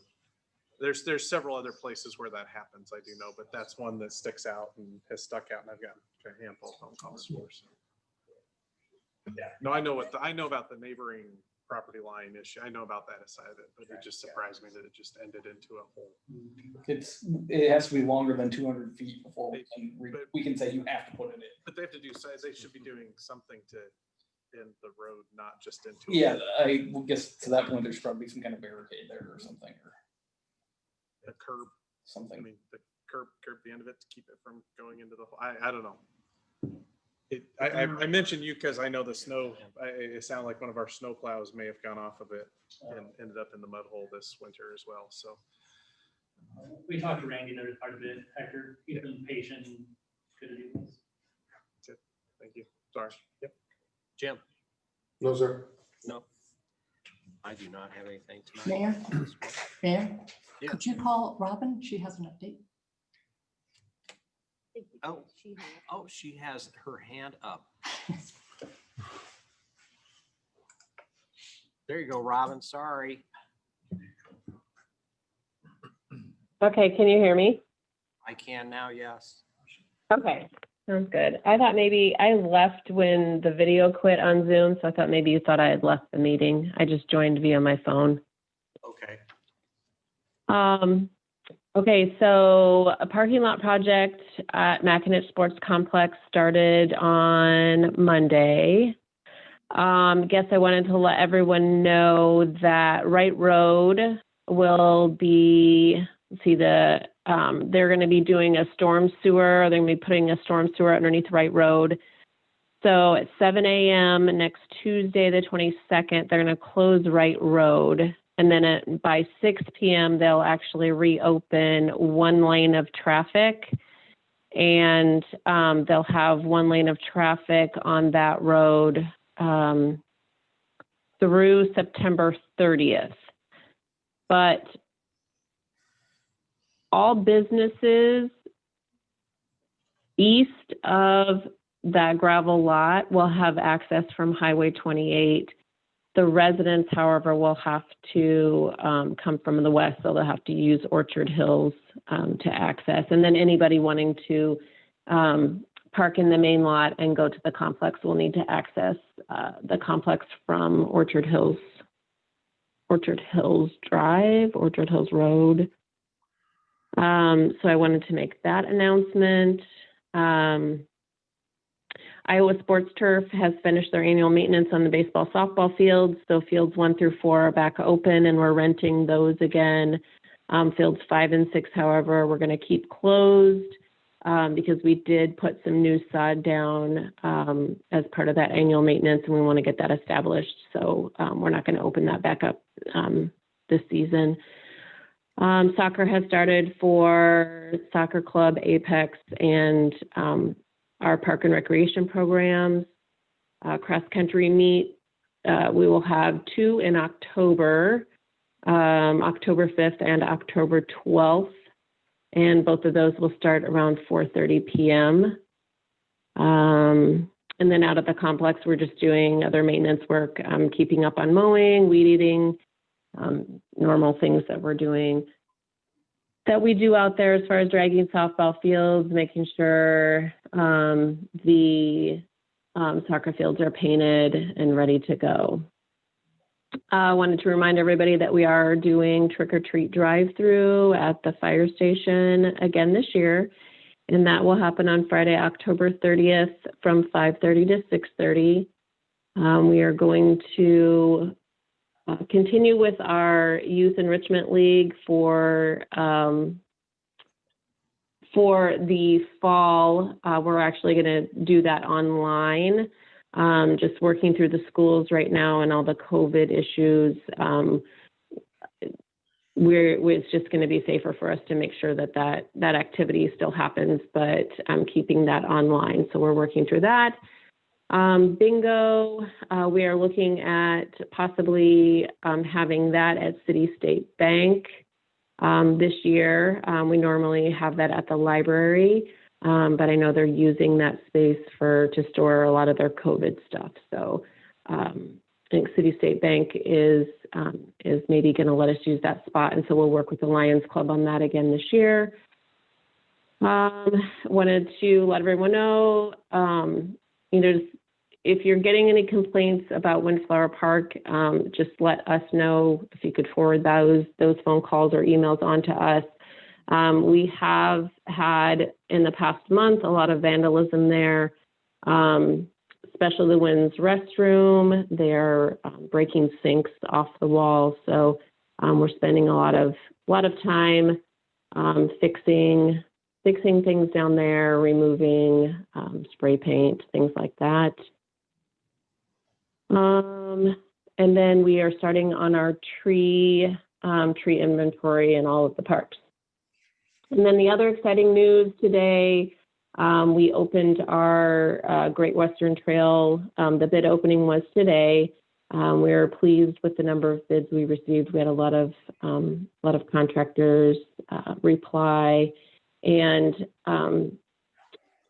we have not verified the number, so I don't want to give the actual number of low bid, but the apparent low bid is going to be under budget. So that's exciting news.